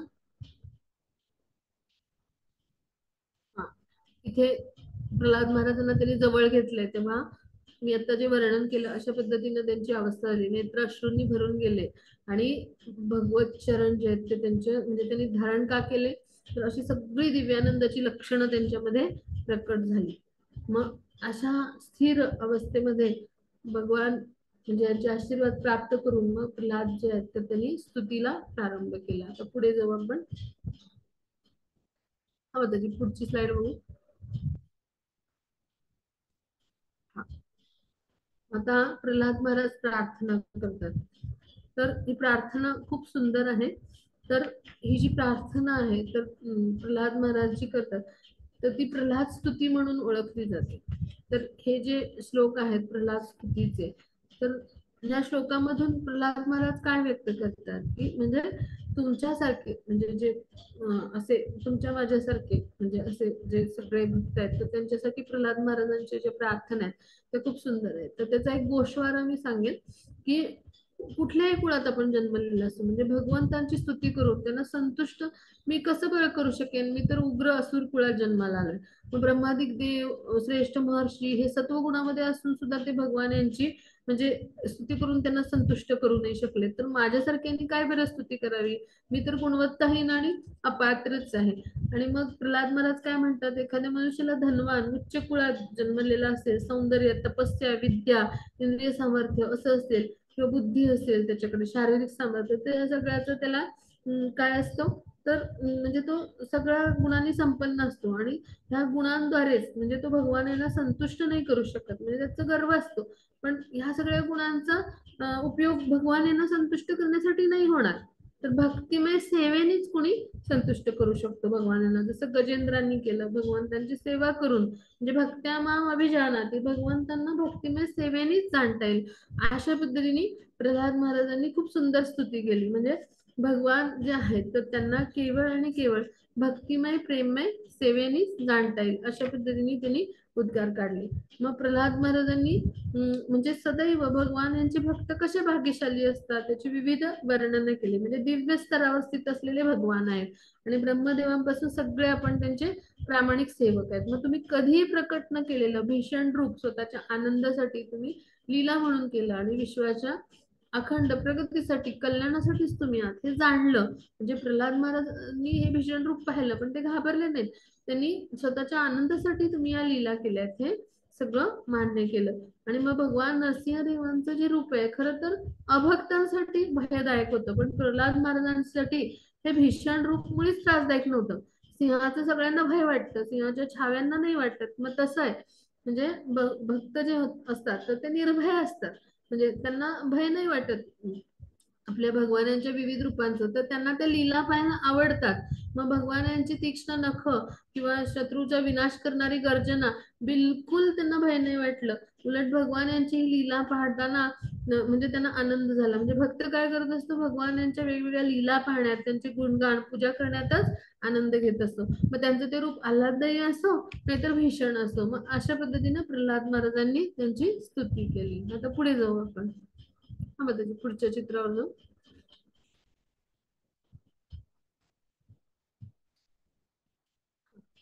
आता नरसिंहदेव जे भगवान आहेत तर त्यांची म्हणजे जी स्तुती झाली मग त्यानंतर नरसिंह भगवान जे आहेत तर त्यांनी त्यांना आशीर्वाद दिला. मग भगवान जे आहेत तर ते कसे आहेत परम शाश्वत आहेत. आणि असे जे भगवान आहेत परम श्रेष्ठ असते तर अशा भगवान यांची कृपा मिळणं म्हणजे हेच आपल्या मानवी जीवनाचा उद्देश असलं पाहिजे. ब्रह्मदेवांपासून तुच्छ कीटकांपर्यंत आपण सगळेजण जे आहेत ते ह्या जगतामध्ये आहोत. पण आपल्या जीवनाचं उच्च ध्येय काय असलं पाहिजे तर भगवत कृपा आपल्यावरती होणं किंवा भगवत कृपा मिळणं हेच मानवी जीवनाचं जे आहे तर ते आपल्या जे आहे तर ते उद्देश असलं पाहिजे. आणि म्हणून प्रल्हाद महाराज जे आहेत तर त्यांना जी कृपा मिळाली ती कशामुळे मिळाली तर भौतिक जगतामध्ये सुद्धा शुद्ध भक्ताची लक्षणं त्यांच्यामध्ये जी प्रकट झाली आणि ती कुणामुळे झाली त्यांच्या ज्या गुरूंचे उपदेश आहेत म्हणजे गुरुकृपा त्यांच्यावर झाली होती नारद मुनींच्या रूपात. आणि त्यामुळेच त्यांच्यावर ही कृपा झाल्यामुळेच ते भगवान यांची भक्तिमय प्रेममय सेवा करून भगवत कृपा प्राप्त करू शकले. मग आता प्रल्हाद महाराजांसारखे उत्तम भक्त सर्वोत्तम आहेत किंवा त्यांच्या चरित्राशी हिरण्यकश्यपूच्या वधाशी भगवान नरसिंहदेवांच्या लीलांशी संबंधित अशी कथा जो कोणी लक्षपूर्वक ऐकतो तो चिंतामुक्त होतो आणि आध्यात्मिक विश्वामध्ये भ्रमण करतो. पहा म्हणजे हा ह्या नरसिंह भगवान यांच्या कथेचा महिमा आहे. म्हणजे प्रल्हाद महाराजांचं चरित्र आपण ही गाथा ऐकली तर त्यामुळं काय झालं, तर काय होतं, तर तो ह्या भौतिक जगतातून चिंतामुक्त तर होतोच, पण आध्यात्मिक विश्वामध्ये काय होतो, निश्चितपणे पोहोचतो. मग त्यानंतर काय झालं ते आपण पुढे पाहूया, की मग अशा पद्धतीने जेव्हा प्रल्हाद महाराजांनी स्तुती केली, तेव्हा भगवान यांनी काय केलं, की प्रल्हाद जे आहेत तर त्यांना जवळ घेतलं आणि त्यांना आशीर्वाद दिला. आणि त्यानंतर जे ब्रह्माजी आहेत तर त्यांनी सांगितलं की जे हिरण्यकशिपू होता तो छळ करत होता, पण म्हणजे तुमच्या कृपेमुळं आता तो तुमच्याकडून मारला गेलाय असं त्यांनी सांगितलं. मग भगवान यांनी ब्रह्मदेवांना काय सांगितलं, की सापांना दूध पाजणं जसं घातक आहे, तसं स्वभावताच क्रूर आणि मत्सरी असुरांना वर देणं पण घातक आहे. त्यामुळे आता इथून पुढे तू कोणत्याही असुराला मुळीच वर देऊ नकोस, अशा पद्धतीने ब्रह्मदेवांना भगवान यांनी मार्गदर्शन केलं. मग नारद मुनी काय म्हणाले, की आता जनसामान्यांसाठी अदृश्य असणाऱ्या भगवान यांनी ब्रह्मदेवांना हा आदेश केला. ब्रह्मदेवांनी त्यांचं पूजन केलं आणि त्यानंतर भगवान नरसिंहदेव तिथून अंतर्धान पावले. मग प्रल्हाद महाराजांनी भगवान यांचे अंश असणारे ब्रह्मदेव, शिव, प्रजापती सगळ्यांची पूजा केली. आणि मग शुक्राचार्य इतर ऋषींसह ब्रह्मदेवांनी प्रल्हाद महाराजांना विश्वातले जे अखिल दैत्य आहेत त्या दानवांचे अधिपती बनवलं, म्हणजे त्यांना राजा बनवलं, सम्राट बनवलं. आणि प्रल्हाद महाराजांचा त्यांनी काय केला, राज्याभिषेक केला. मग आता युधिष्ठिर महाराजांना पुढे नारद मुनी काय सांगतात, की प्रल्हाद महाराजांनी जेव्हा ब्रह्मदेवांचं सर्व देवांचं योग्य रीतीने पूजन केलं, तेव्हा प्रल्हाद महाराजांना उत्तम उत्तर उत्तम उत्तम आशीर्वाद दिले त्या सगळ्यांनी. आणि सगळे ते देवता आहेत सगळे, विष्णू पार्षद सगळे, दितीपुत्र, हिरण्याक्ष, हिरण्यकशिपू असे सगळे मारले गेले.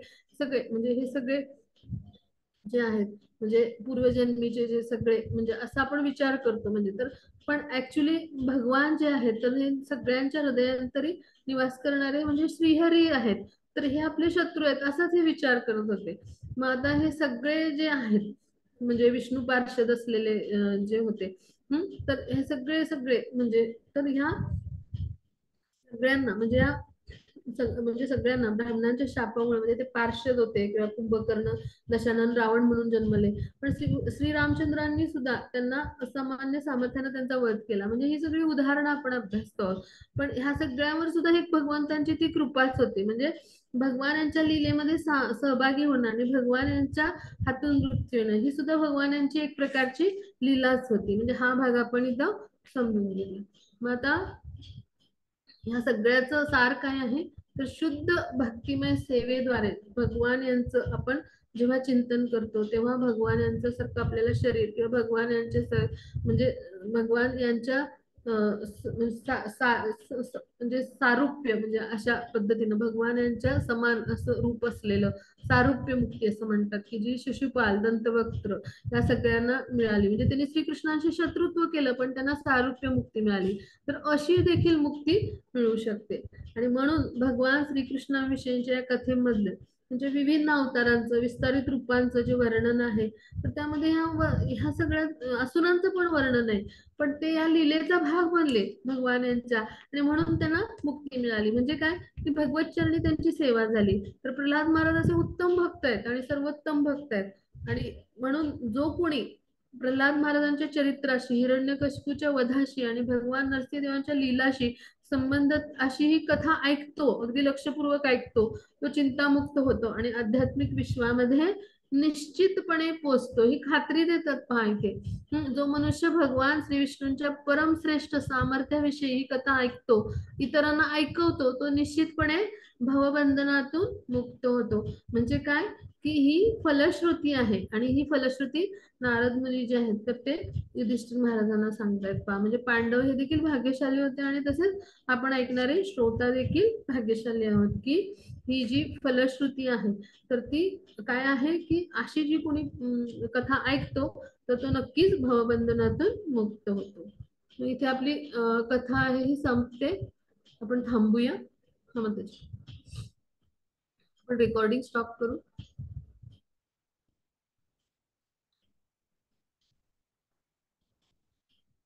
हरे कृष्णा. रेकॉर्डिंग स्टॉप करू. हरे कृष्णा.